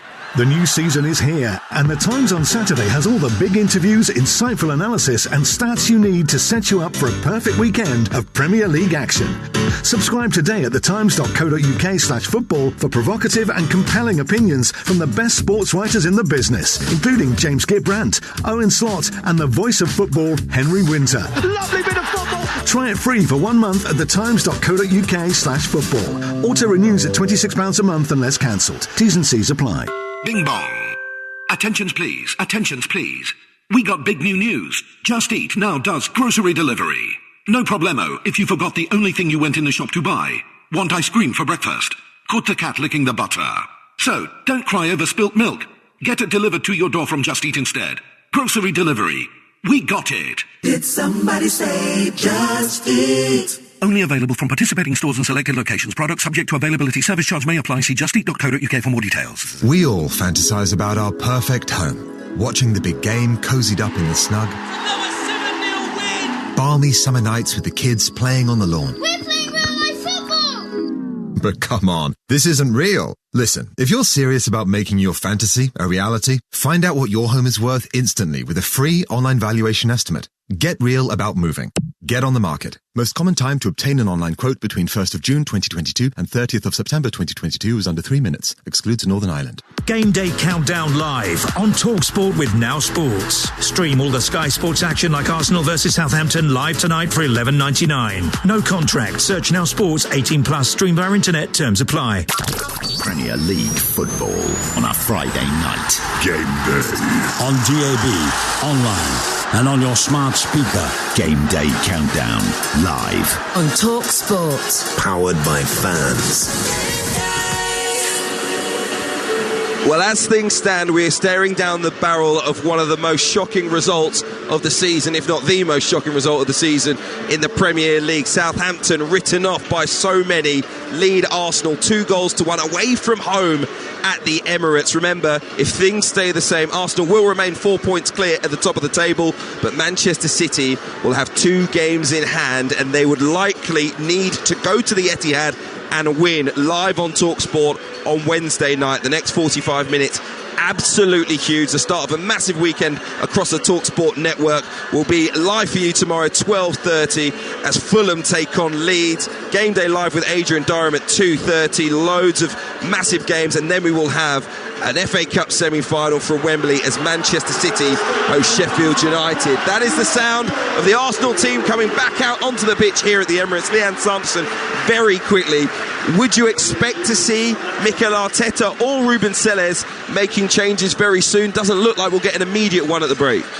I think so. I think more so. I mean, when I look at Southampton, I think Alcaraz has been brilliant, but Adam Armstrong doesn't offer enough for me. I think Orsic potentially could come into this game, maybe Joe Aribo, but for Arsenal, I think they'll leave it, 10, 15 minutes like most managers do, and potentially we'll see, maybe Trossard will come into the game because Arsenal will be chasing it. Well, this is a surprising one because Southampton have made a change and they have taken off Carlos Alcaraz, who was their standout player in the first half, and they have brought on another defender, Lianco. So maybe a change of shape from Ruben Selles. Will it see Southampton through for a massive 3 points? I'll leave you for the second half on Talksport with the former England striker Leanne Sanderson and Talksport Sam Matterface.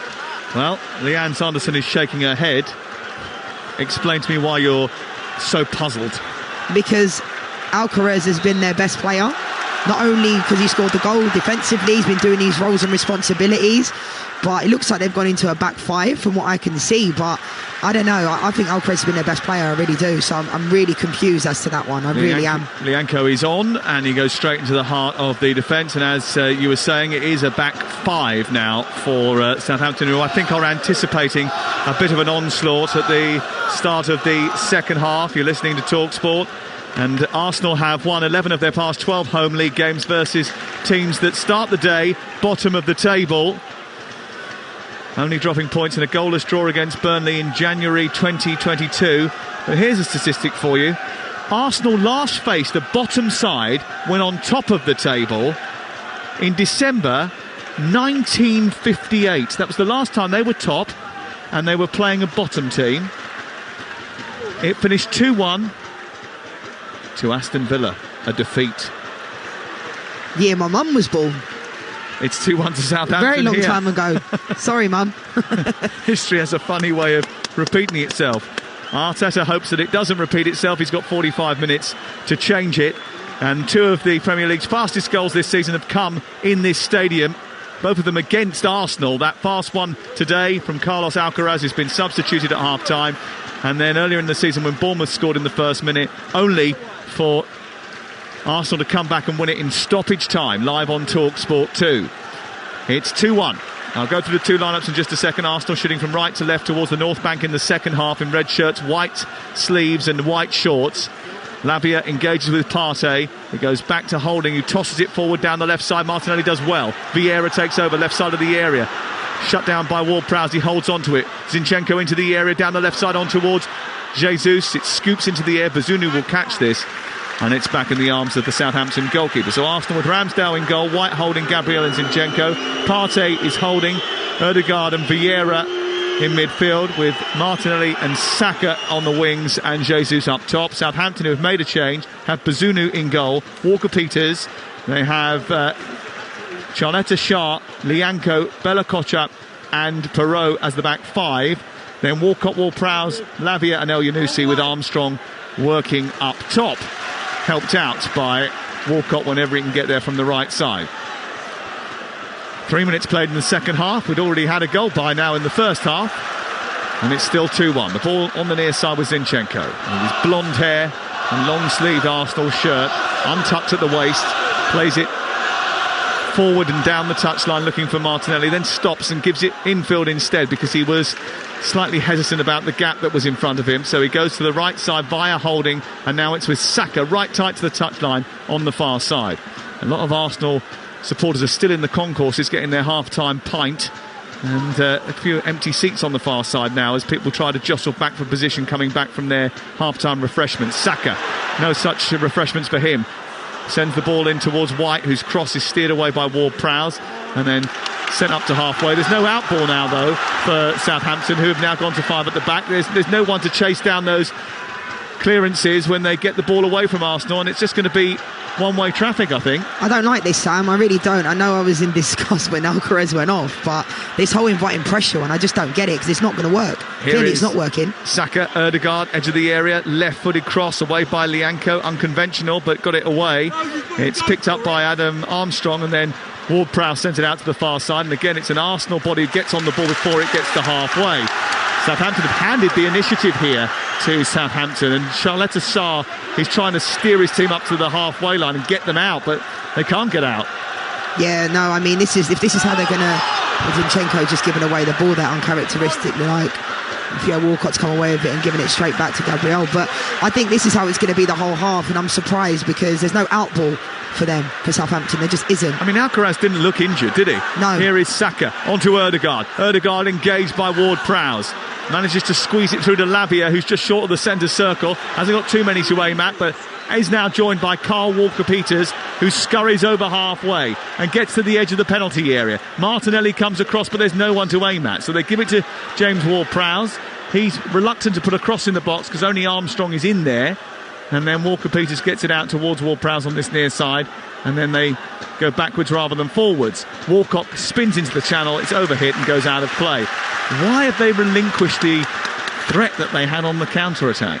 Because they've decided to take off Alcaraz, who's an attacking-minded player, and gone to a back five with Lianco. But in that situation there, the opportunity was there for Carl Walker-Peters to put it in the box early because it was almost a 2v1 situation. But as soon as he came back inside, the opportunity went away. And then, it had to be an inch-perfect ball to play Theo Walcott in, and it was poor in the end. Alcaraz is sitting on the bench grumpily as the ball is played forward by Zinchenko into the penalty area. Not a great header from Charletta Shah, who's on for the injured Bednarek in the first half. It's cleared by Roman Perot and then picked up by Ben White, who's halfway inside the Southampton half of the field. Go through the line-up, the Southampton line in just a second. There's a collision inside the box involving Jesus and Charletta Shah. Whoops. Nothing doing, according to the referee, Simon Hooper. 2-1 to Southampton, live on Talksport. It's 6-6 in the Super League, Castleford Tigers against Hull KR. And coverage of our Super League coverage tonight, it continues on Talksport too. Bazunu's just picked the ball up after a lengthy delay and no real pressing. He's then smashed it downfield.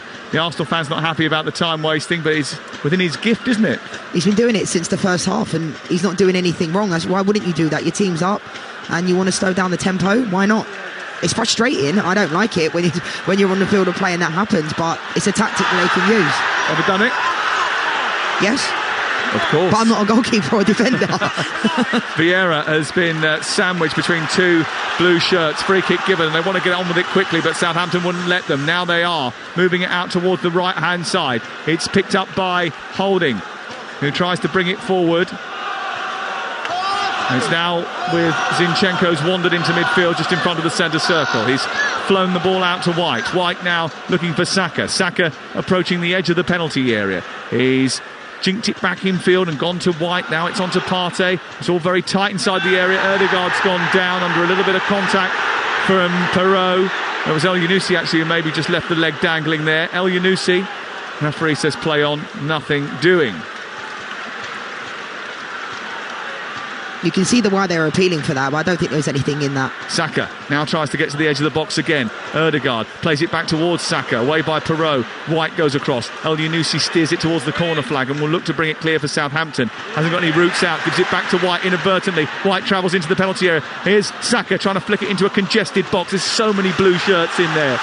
It's like a sea of blue inside that 18-yard box away to our left. They're defending so deep here, Southampton. Surely they can't do this for another 40 minutes. Cross into the box from the wide right position from Ben White. Flicked away by Walker-Peters, but he's kept it in for Martinelli, who sent it back from whence it came. Lianco steers it wide. And it's away towards this near side and back with Gabriel. Forward it goes into the path of Partey. Out wide to the left and Martinelli on towards Zinchenko. He's overhit it. It's gone behind and out for a goal kick. The Arsenal fans getting behind their team though. There's a few sort of groans of frustration, then immediately they reacted and tried to drag their team back into it. Yeah, I mean, if this is the type of tactics that Ruben Sellers wants, I'm going to question him. If this game, stays the way it is, and fair play to him, but the fact that they're inviting this amount of pressure in the way that they are, I can't quite get my head around it. They weren't really cruising in the first half, but they were winning the game. They looked like they had an outlet, they had an option up front, and now they're just, every time they get the ball in the back line, there's no option up front. 68% possession for Arsenal, whose fans are unhappy about Bazunu wasting time over the goal kick. 54 gone. It's Southampton 1, Arsenal 2. Arsenal won it back, sent it forward to Jesus. James Ward-Prowse wins it, and then it breaks down on halfway, and Zinchenko's got it once again for Arsenal, who are looking to get back into the game. They've had 14 shots, only 3 of them on target so far. Southampton have only had 6 shots, 5 of them have been on target. There was a double save from Ramsdale that stopped it from getting any worse. Here's Saka, right side, cross into the box, steered away by Bella Kotchap, and then picked up by Perrault, who's trying to escape on the far touchline. Comes back infield past the Norwegian Ødegaard, and then Jesus, who spent far too much time dropping deep in that West Ham game, especially in the second half, is chasing back to try and win it back. Gabriel gets it back to his goalkeeper, and Arsenal have it again.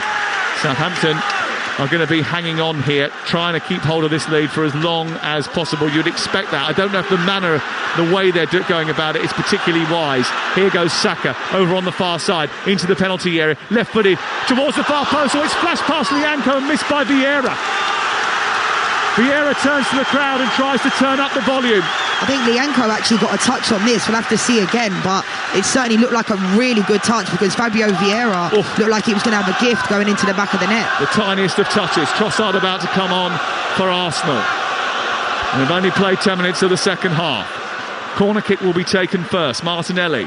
Are they going to take it first? Yeah, they are. Short into Ødegaard. Back towards the angle of the penalty area. Fabio Vieira in towards Martinelli again. Tries to get it onto his right foot and steers it to Zinchenko, who's got Partey alongside him. Vieira in the box, gets it out of his feet. Delivers the ball towards the far post. It's too short and into the arms of Bazunu. And it will be cleared away. And Arsenal once again getting frustrated about the amount of time that Bazunu, who does have 6 seconds to release the ball, but he's definitely taken more time than that.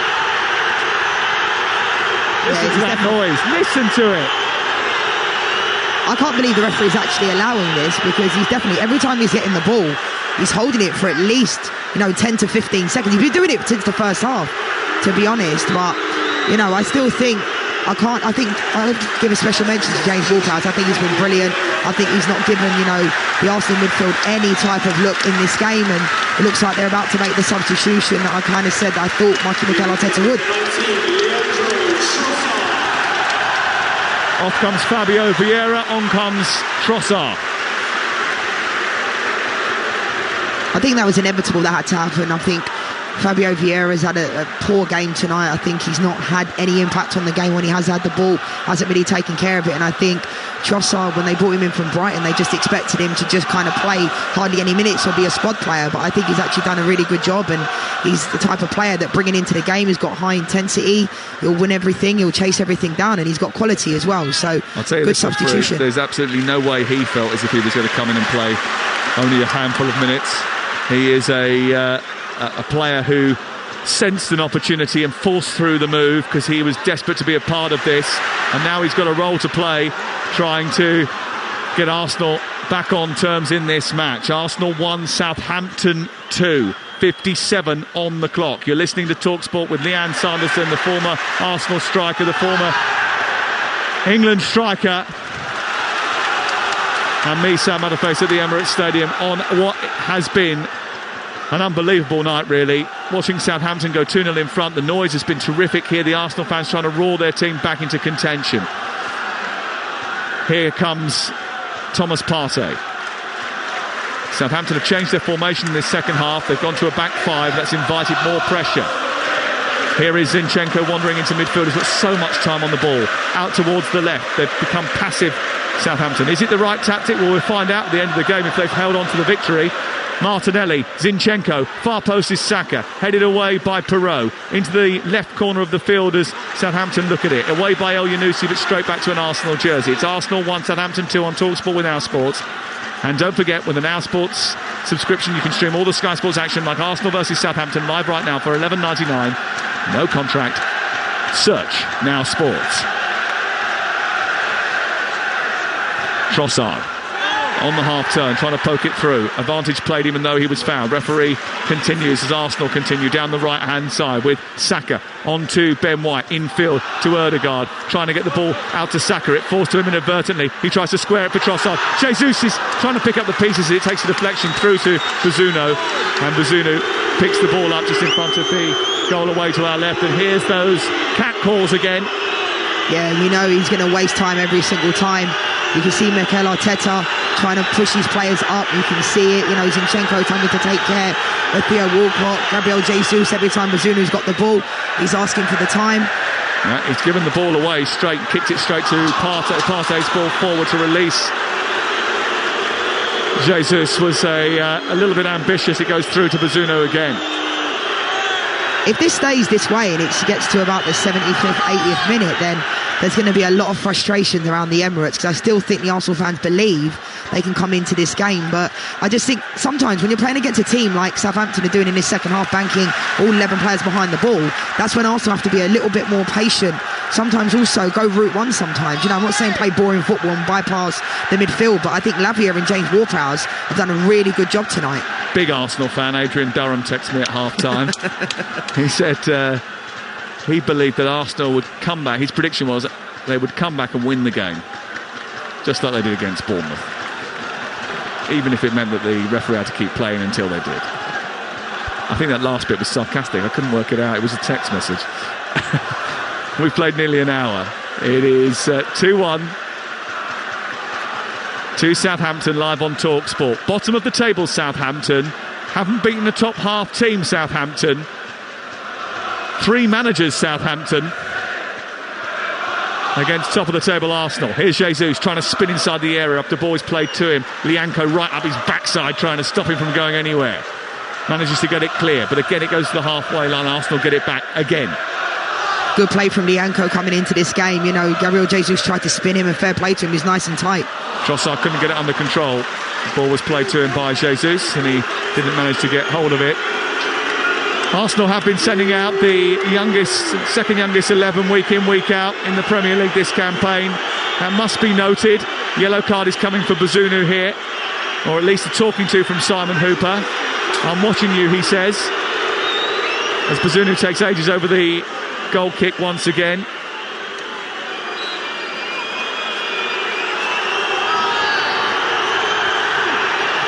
Here's the goal kick, smashed upfield by Bazunu.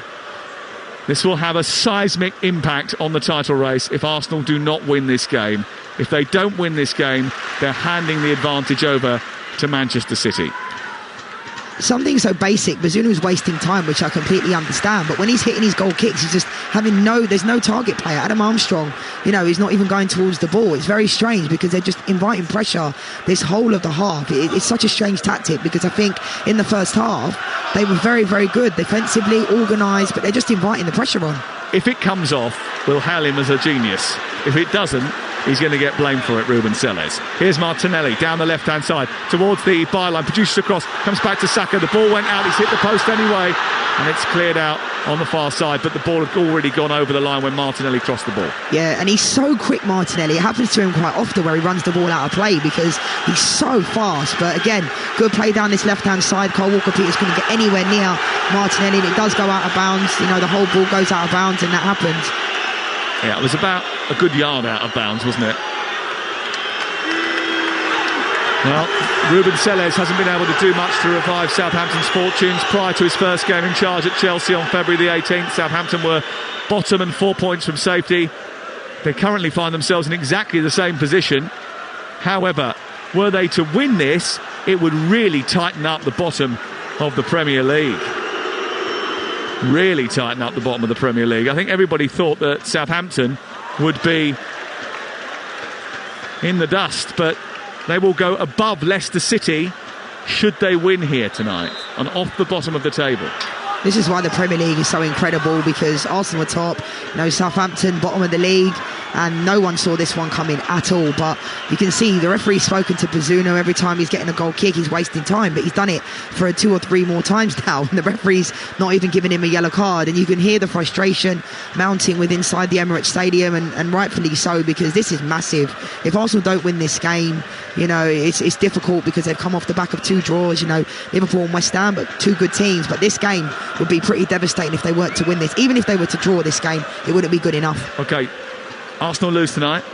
By the time we turn up at the Etihad Stadium, by the way, Romeo Lavia is having treatment on a hamstring injury inside the centre circle, so we've got another pause in play. If Arsenal lose tonight, when we go to the Etihad on Wednesday night, it's 74 points for Arsenal from 32 games.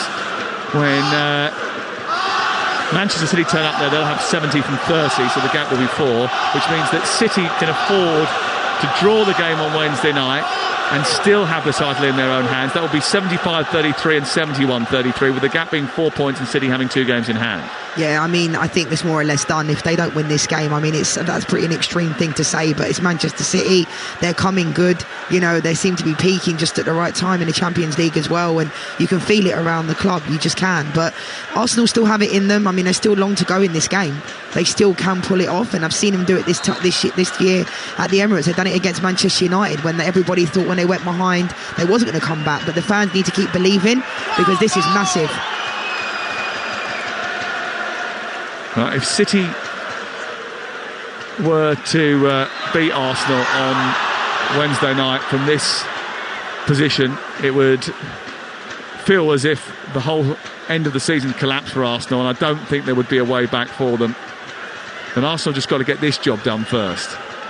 They do, but there's definitely been progression, Sam. Obviously it's easier said than done, because they would have felt like they were so close but so far, but there's been so much progression this year. But I think a lot of people, it's playing into what a lot of people already think into their hands, that Arsenal always crumble at the final hurdle, whereas I don't believe in that. Well, they need to show that they are mentality monsters, like Liverpool have done so often.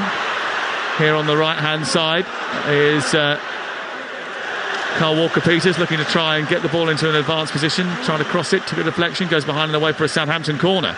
Thomas Partey giving away the ball there too easily, and Southampton are going to take their time now to take this corner, and they're going to look to be dangerous as well with this James Ward-Prowse corners. I said it's something so simple in the Premier League, but you see so many players struggle to take a corner, hit the front post, whereas James Ward-Prowse always puts it in the right place. Onuachu is threatening to come on the near side. He's 6'7". Ward-Prowse sends the ball in towards the near post. Oh, it's a header across the face of goal, and it's into the far post from Charles Attessar, who's mopped it up and steered Southampton into a 2-goal lead again. It's 3-1 to the bottom of the table club. Arsenal undone by a simple set piece, and their title hopes are falling down around their ears. across from the corner on the right-hand side, a flick on at the near post, went flashing across the face of goal. And Charletta Sarr was there at the far post to break Arsenal's hearts and give Southampton hope of staying in the Premier League. I mean, it's absolutely brilliant ball from James Ward-Prowse. I just said it, when you have someone on your team that can put the ball in those areas with pace, was flicked on the front post, and it's absolutely brilliant. You know, Charletta Sarr's there on the back post, and fair play to him, hits it in. Aaron Ramsdale's got absolutely no chance. Arsenal 1, Southampton 3. Southampton starting the day bottom of the Premier League. Arteta starting the day top of the Premier League with Arsenal. Now he looks to the heavens. Now he needs divine inspiration. Before the game, Southampton needed a miracle to beat the Gunners. Now it's the Gunners who are going to need a miracle to win this game, and they're going to need a miracle in order to win the title. They're going to have to go and beat Manchester City. Otherwise, it's going to be all over. It's incredible. This is why we love football, because I feel for the Arsenal fans. There'll be that all too familiar feeling. You know, some of them looking like they're leaving already. I kind of understand to a certain degree, but they need to stick behind the players, you know, get behind them. No one saw this one coming at all. Football is a crazy game sometimes. It really is. And even in the second half, I was saying, you know, Ruben Sellers going to a back five, taking off Alcaraz. You know, anyone I think he's my favourite player I've ever seen, but I thought we had a really good first half. But this back five, they've been sitting back, all 11 players behind the ball, and genuinely James Ward-Prowse's delivery was brilliant, and when you've got a player like that can do that, it can hurt you. Martinelli down the left side for Arsenal, looking to instigate yet another response. He floats the ball to the far post. Jesus is there, it's over the top of the crossbar as he falls backwards and volleys it goalwards. It's over the top of the bar. Has to score all day long. That is a chance, you know, brings them back into the game 3-2. Fantastic ball from Martinelli, but Gabriel Jesus has to score there. Those are the moments you have to put the ball in the back of the net. It's fine margins, but he has to score there. Well, Simon Hooper over on the far side has been called over by his assistant for a discussion. And what is it that they're talking about over on that far side, do you think? Has there been an Looks like he's fixing his arm side, or is he fixing his communication equipment? Jan Bednarak has been coaching, by the way, from the touchline. He's been out talking to Lianco, talking to Charletta Sarr. Charletta Sarr has responded with his second goal. His first goal was against Grimsby for Southampton. I think this one's probably a little bit more weighty. Just a little bit. I mean, look, you know, this is not just about an Arsenal story. This is a big Southampton story. To get 3 points away at Arsenal would be absolutely terrific for those bare-chested Southampton fans who are standing up away to our right-hand side ahead of what is a very difficult end to the season for them as well. You know, they've still got to play Bournemouth in what would have been a six-pointer next Thursday night. That'll be on the Talksport app or on Talksport 2. They've got to go to Newcastle. They've got to play Nottingham Forest away. They've got to entertain Fulham and go to Brighton and then take on Liverpool. So, look, there's not a lot of points coming their way between now and the end of the season, you would have thought. But then again, you wouldn't have thought they've got anything here. If they play like they did tonight, then potentially anything is possible. I thought they were done. I thought they were. But this is football. It's crazy what things can happen. I mean, nobody saw this one coming, but fair play to them. But Arsenal need to find a way. Never, ever predict what happens in the Premier League. Here is Martinelli sending the ball centrally into Partey. It's 3-1 to Southampton. An Arsenal goal now would change the mood inside this stadium, which has gone a bit flat and a bit passive. Saka trying to steer it on towards Ben White, and Saka's picked it up. There was a foul, was there, on Bella Kotchap? The referee says yes. Lavia's hamstring seems to have healed okay, by the way, after that period of treatment that he required. Arsenal 1, Southampton 3. And for the latest odds, head to Ladbrokes, where right now you can get Arsenal to come and win at 10-1, come back and win at 10-1. Southampton to record a victory now is 3-1 on. The draw is 17-5. It's all thanks to Ladbrokes. Play at ladbrokes.com, 18+, begambleaware.org. Even Leanne's shouting come on to the Southampton players, who are now taking the mick a little bit with their time wasting. The assistant over on the far side has got another problem with his left bicep and his communication equipment. Arsenal have got a bit of a problem as well. Eddie Nketiah is going to come on to try and solve it. Worth pointing out with Eddie Nketiah that he's scored quite a few goals this season for Arsenal in the Premier League. 9 goals in 18 starts, actually, all told, but none in 15 as a substitute.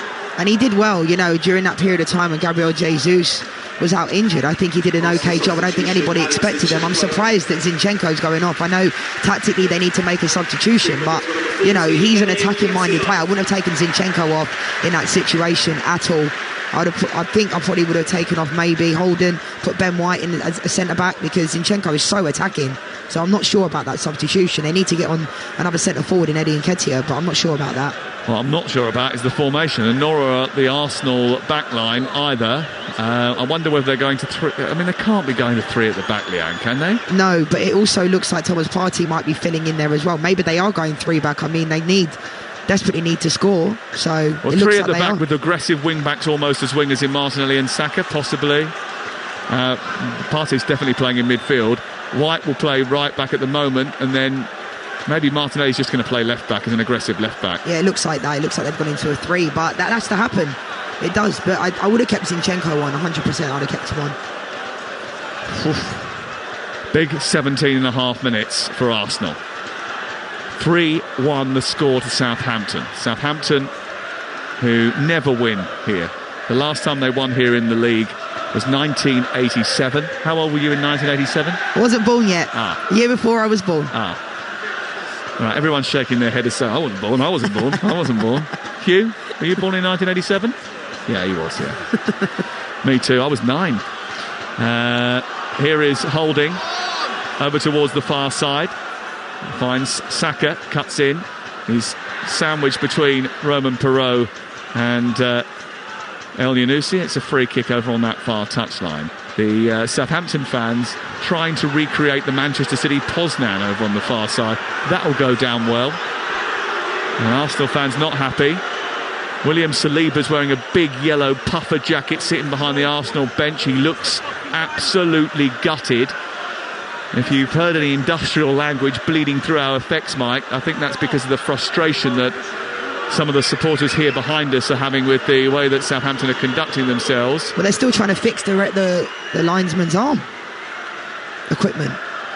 That's what it's been such a long delay. And Southampton are waiting to make 2 changes. It looks like, is that Suleimani and Onuachu is going to come on.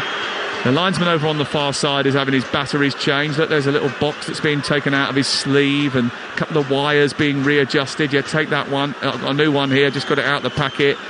The pressure on these boys that are putting in that barrier, you can see. Yeah, all the eyes of the world are on you, including Vieira and Henry, by the way, up in the gods. So make sure you get it right and get it right quickly.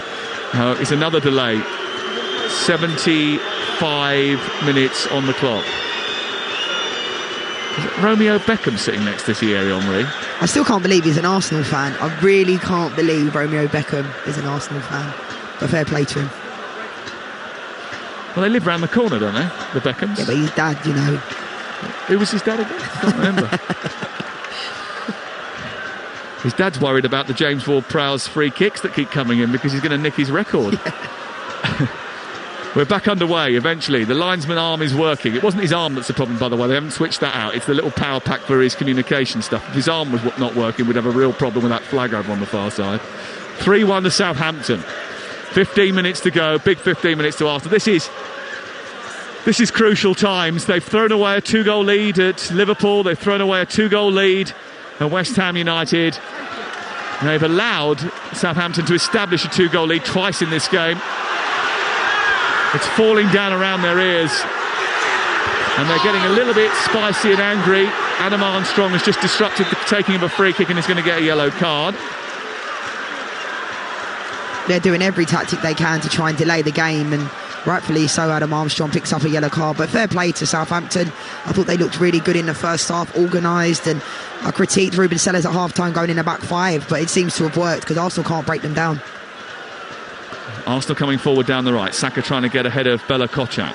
Half clear towards the far side. It didn't look like it was working, though. That was the other thing. It wasn't as if we were saying that without evidence. There was there was a lot of pressure on that back line. They rode it. They're coming forward again, Arsenal. Flicked away by Lianco towards this near side. They've not been particularly good, actually, Southampton, at keeping teams at bay. They're involved in a 6-goal thriller with Tottenham recently, but it finished 3-3. I think Arsenal would take 3-3 now. Theo Walcott coming off, and he gets a round of applause from everyone inside the stadium, despite the fact that he's scored a goal which may well stop Arsenal from being able to win the title.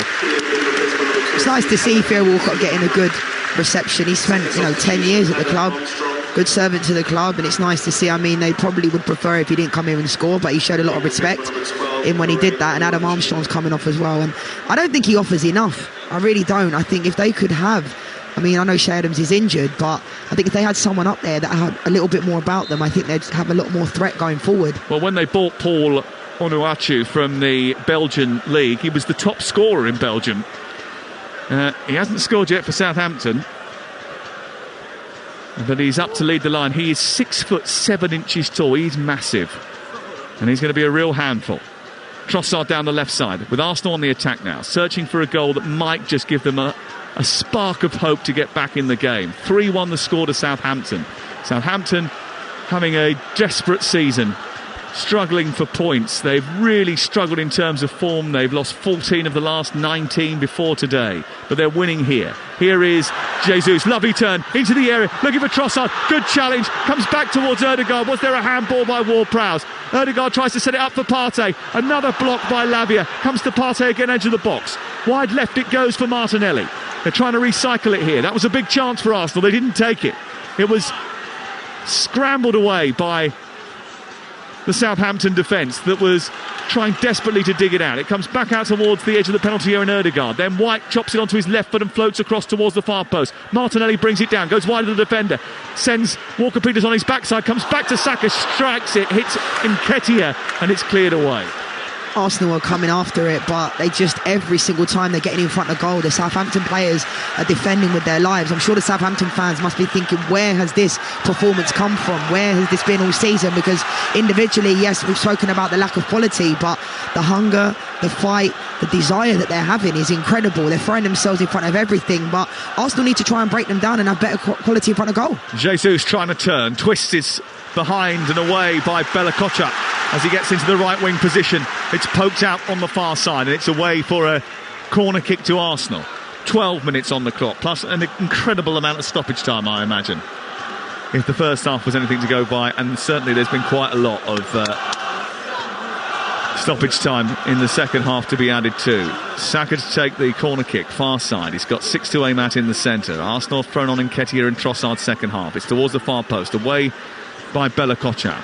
Rescued by Trossard on the left-hand side. But can they come up with a decisive delivery? They haven't tested Bazunu enough in this second half, despite the fact that Southampton have gone to a back five and defended deep. Saka from distance chips the ball into the area. Jesus with a header, and he missed it really. He didn't connect with it at all well. It sort of flashed past him and goes out for a goal kick.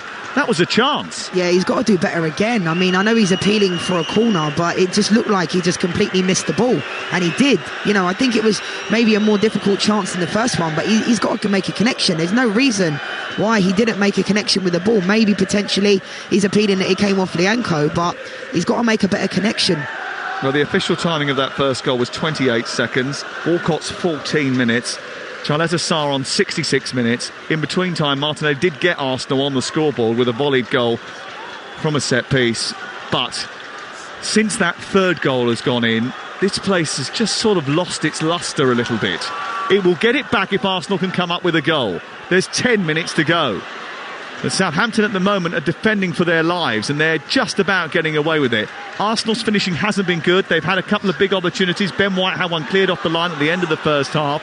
But Bazunu hasn't had to do much in terms of making saves in this second half. And when you look at the statistics, they've had 15 shots, but still only 3 on target, Leanne. That's not really good enough when you're desperate for goals and you're conceding them the way that Arsenal are. Here is Onuachu down the right-hand side.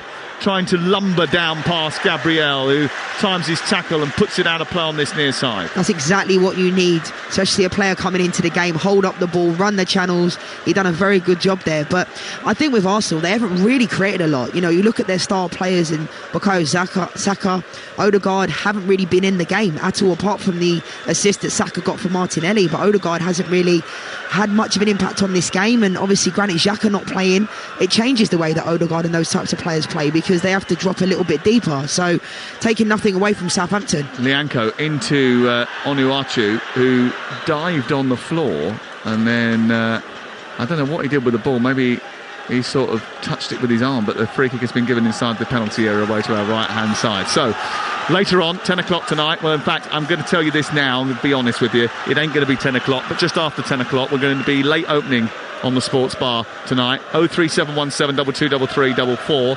That's on the basis that we've still got probably 15 minutes of this game to play, and it's only quarter to 10 already. The Sports Bar will be open for business with Adam Catterall and Carlton Cole. Take your calls if you're an Arsenal fan or a Southampton fan or a Manchester City fan. Give us a call, 03717 223344. And on Monday morning, the Breakfast Show will be back. If you listen to the Breakfast Show this morning, I was streaming it on YouTube, watching Ali, Kenny Miller and Alan from Ayr Racecourse.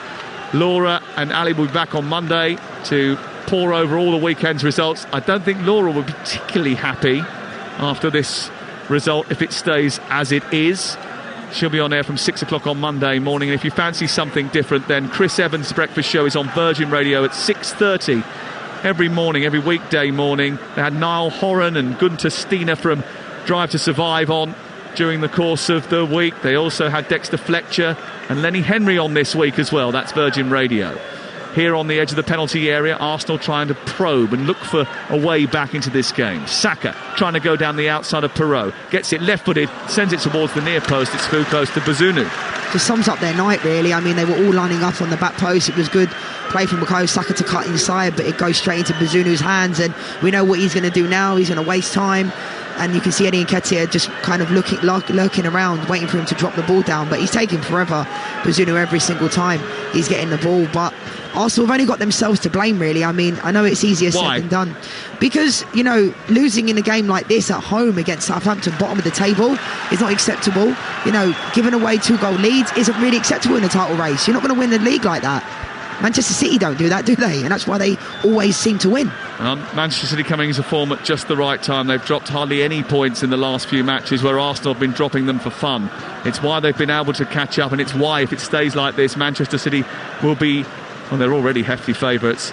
They'll be bigger favourites tonight. The meeting of the two is on Wednesday, and it's do or die now for Arsenal.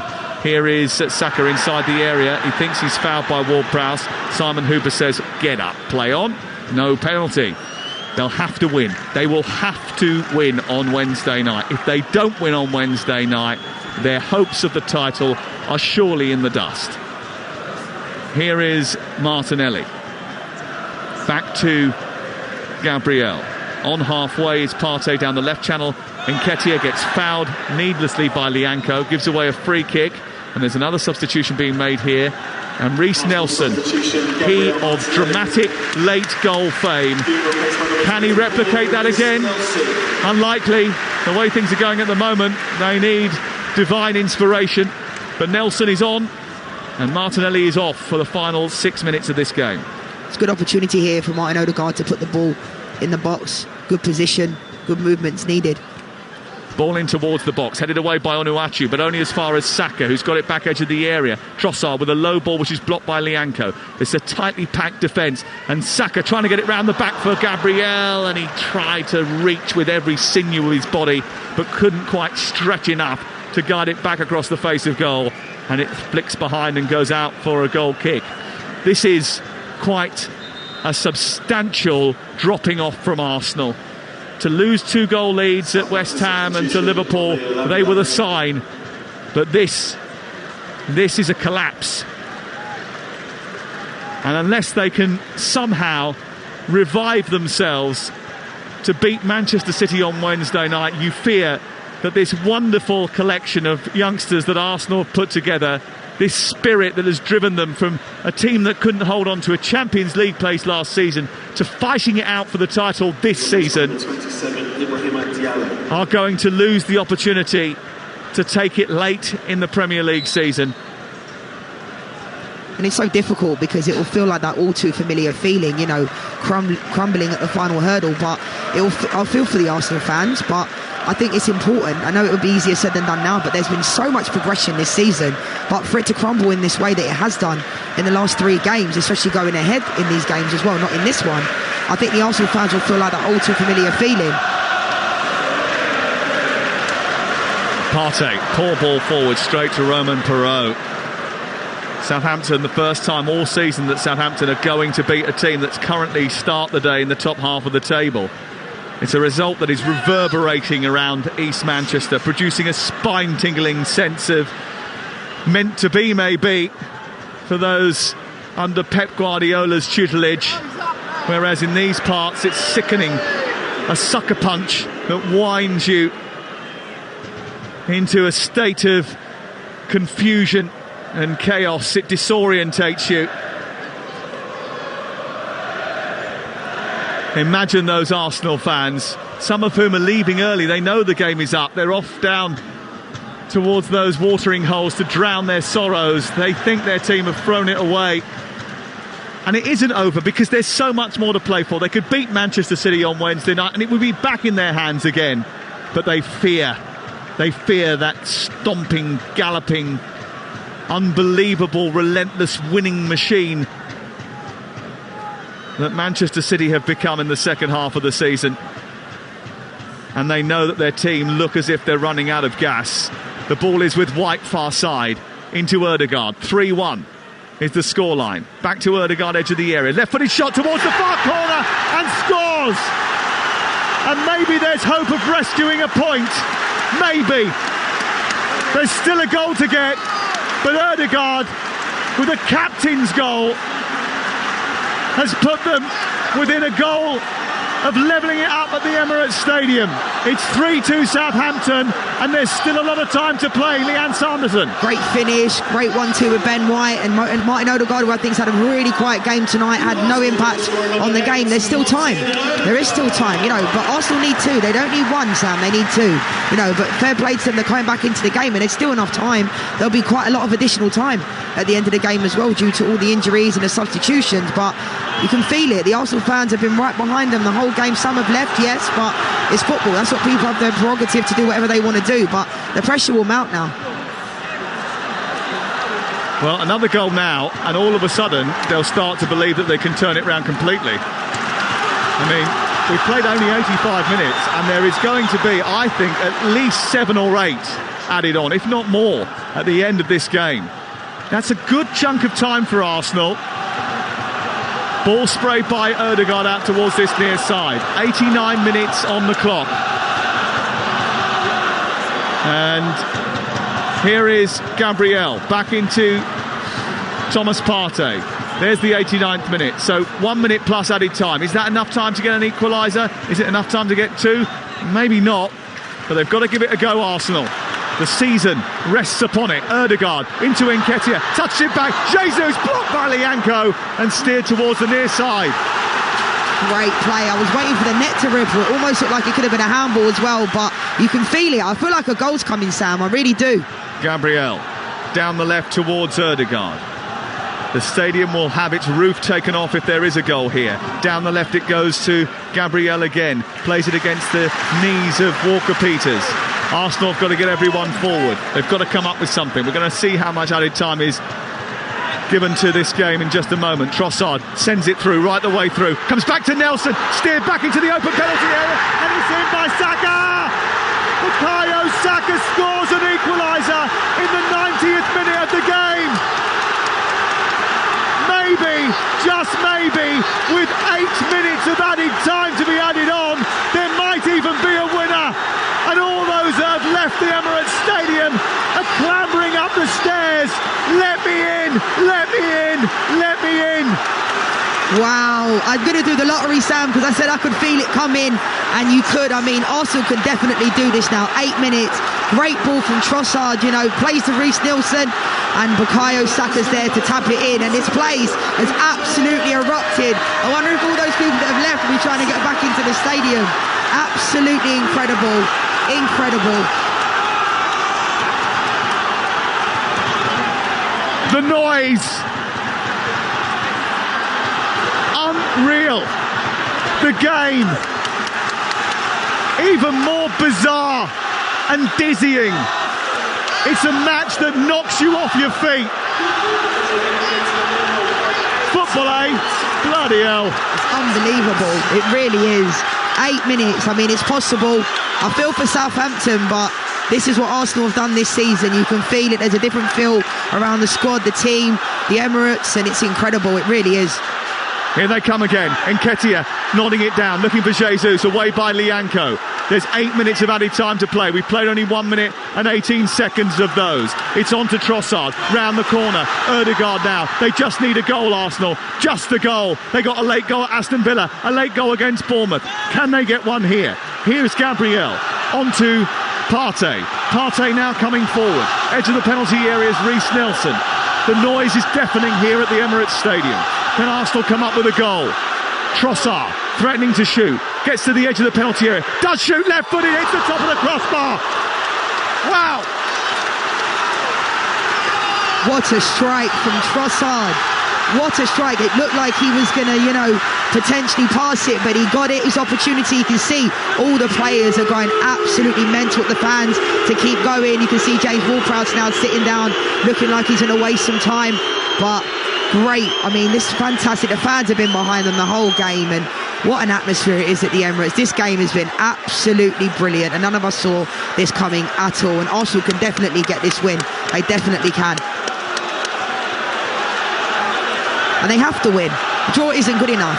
They've shown great character to come back into this game, because at one point it looked like they were done. But they have to win this game. The draw isn't good enough. Just take it in.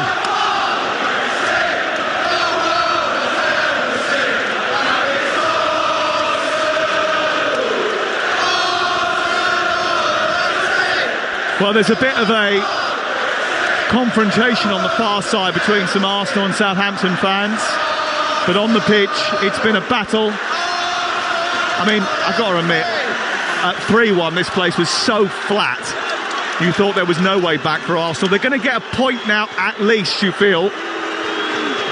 Can they get a winner? We're in the 48th minute. They've delayed again, Southampton, for at least a minute here. So we should play at least 54, 55 minutes in this second half. There's still time.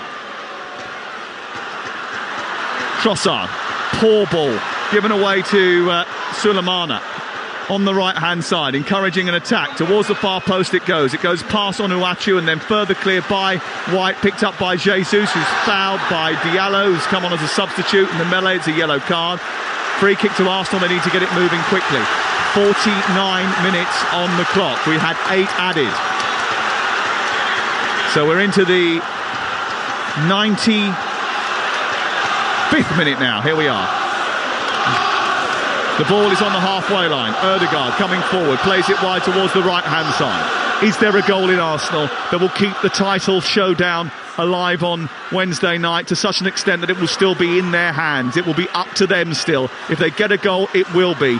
If they don't, they have to win against Manchester City in order for it to be in their command. Saka has it far side, meanders into the centre. Trossard now, they need his poise. Onto Saka, flicks it on. Jesus trying to juggle with it, goes down, wants a penalty kick. It's set back for Trossard, picked up by Nelson, narrowly wide.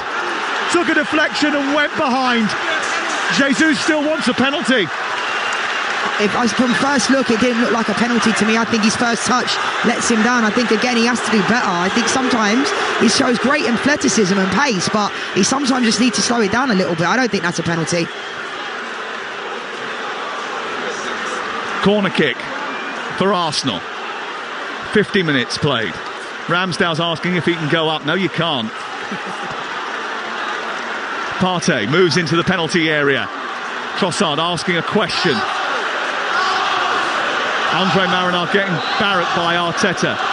Corner kick to be taken away to our left. Listen to the North Bank roar. Arsenal flooding everybody towards the goal away to our left. 3-3 the score. In by Trossard. Flicked on at the near post. Loose inside the penalty area. Southampton try to clear and do manage to get it clear. It's up towards the halfway line. It's going to be a red shirt that gets there first in Nelson, who shrugs off the player that was chasing behind him. They've turned the ball over. They're coming up the field down the left side. Arsenal on the attack again.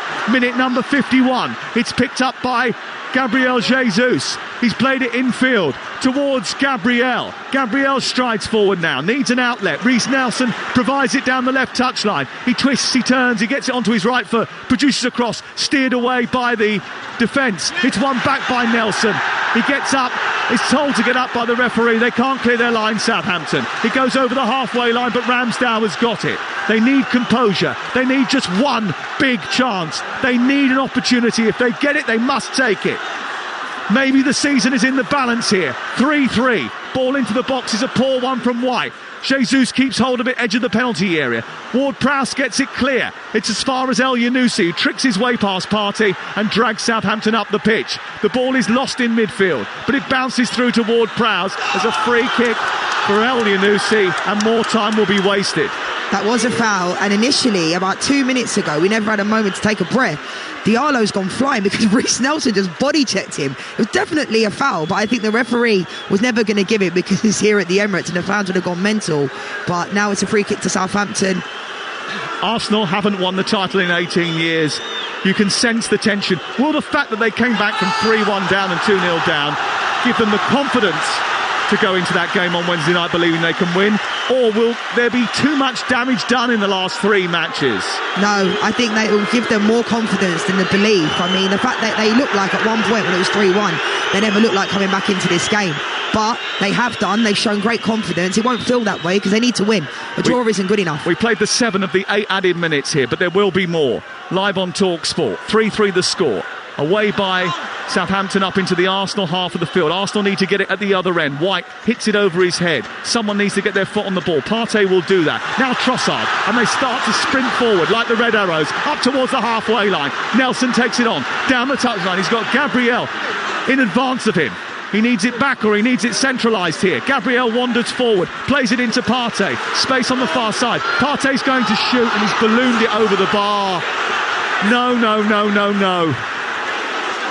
He was hoping for a Vincent Kompany moment, and the only company that ball's keeping is the Arsenal fans in the North Bank.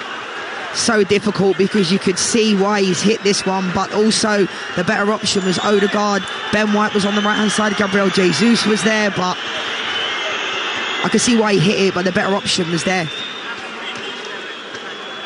3-3. We played 8.5 minutes of stoppage time on Talksport. Arsenal have come back from 2-0 down and 3-1 down to level it up in the 90th minute of the game, but they haven't had a chance since they scored that equaliser. Ball was played forward. Charletta Sarr got hold of it. Nketiah's got it in the left wing position though, and it's picked up by the Arsenal player on this left-hand side. It goes out for a throw-in. Trossard into Reece Nelson. Nelson steers it infield. Picked up by Partey. Make a better selection this time. Gabriel now holding. Southampton want to hold on because a point at this stage of the season for them is absolutely vital in their hopes of trying to get out of relegation dodge. Here is Partey on towards Nelson, back to Partey, back to Trossard, got to get it in the box. They do, towards the far post, great delivery. Ben White is there, comes towards the edge of the 6-yard box. Jesus is knocked to the floor. They want a penalty. The referee shakes his head and says no. VAR will look at it.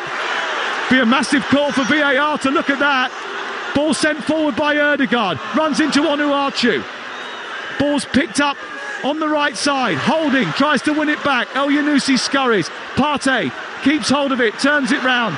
El Yunusi pulls up. The referee blows the full-time whistle. It's over, and Arsenal sink to their knees, and some of their players think the title hunt is over too. They've dropped to the floor. They look forlorn figures. They collapse over on the far side. White is laying on his back. Bukayo Saka is on his haunches. Jesus has ripped his shirt off and laid down in the penalty area. Odegaard is bent over. Imagine being a gunner right now. They have had an incredible season, but they are wobbling at the last. They're going to need these fans on Wednesday night. They've been top of the Premier League for 163 of the last 166 nights. But you get the feeling that unless they win on Wednesday evening, they aren't going to be there for much longer. A season that has promised so much with a wonderful group of players, but their supporters are starting to get a sense of foreboding. They've dropped points tonight, dropped points away at Liverpool and away at West Ham United. And when they go to Manchester City on Wednesday, they will quite simply have to win. That game is live on Talksport. We can't wait, and Arsenal won't be able to wait to get back on the pitch themselves as well. It's finished at the Emirates. A thrilling night. Arsenal 3, Southampton 3. Absolutely remarkable football once again delivered to you live and exclusive right here on Talksport. Both managers Ruben Selles and Mikel Arteta out there in the middle of the pitch trying to pick their players up off the floor. It's like we've just watched a cup final and both teams have lost. Both absolutely devastated with the result. Southampton were 3-1 up. It would have been a huge, vital 3 points in terms of their chances of staying in the Premier League. And of course, when it comes to the title race, Arsenal had to win tonight. You felt after dropping points in the past 2 matches that a game against a team that's bottom of the Premier League was almost a banker. It wasn't. Anything can happen. And just about anything did tonight. Absolutely remarkable. They got the 2 goals to make it level. They had a number of chances. In the end, they couldn't get the finishing touch that put them ahead on the night to claim all 3 points. And I am absolutely stunned here. The Emirates is absolutely stunned. They do, though, get off their feet and applaud their team for the effort. I think not just that they showed tonight to get the draw, but over the course of the season as well. They don't want to be down on their team. They need this team to have absolutely everything, every fibre of their being, all of their character, all of the togetherness and spirit that's been built here at the Emirates so far this season. They will need to carry that in spades to the Etihad on Wednesday night as the pendulum of fate swings once again and the title race has swung firmly in Manchester City's favour. Arsenal have been called bottlers again and again. A team that crumbles when it really matters. Is history repeating itself? Because nobody, absolutely nobody, would have thought that Mikel Arteta's side would see their title chances implode by dropping points at home to the bottom side, Southampton. But that is exactly what has happened here. Arsenal 5 points clear at the top of the Premier League, but second place Manchester City have 2 games in hand. Southampton still bottom, 3 points from safety, having played at least a game more than all of their relegation rivals. We're taking your calls, of course we are, on Talksport. In a few moments' time you can have your say on the Sports Bar Weekender, and there is a lot to talk about. 03717 22 33 44. Get in touch. Leanne Sanderson. Wow, just to reflect on that game, it was remarkable. The energy that was shown from both groups of players, absolutely fantastic, as they're applauded off the pitch by both sets of fans here. But is that the moment and the result that means Arsenal have thrown away the Premier League title? I think so, and football is a cruel game. It really is. None of us saw that one coming at all, and I feel for Southampton as well, because that could potentially, 3 points here would have been massive in this relegation battle. So that's something that both sets of fans will feel a certain way, but you could see how all of the players just fell to the floor after the final whistle happened. There's certain moments, I'm sure Aaron Ramsdale will look at that tonight, and he's a big critic of himself, and he's been brilliant this season, but that mistake at the beginning of the game, set the foot out, set their stall out for the rest of the game to a certain degree. I questioned Ruben Selles at half-time going to a back 5, taking off Alcaraz, who I thought was their best player.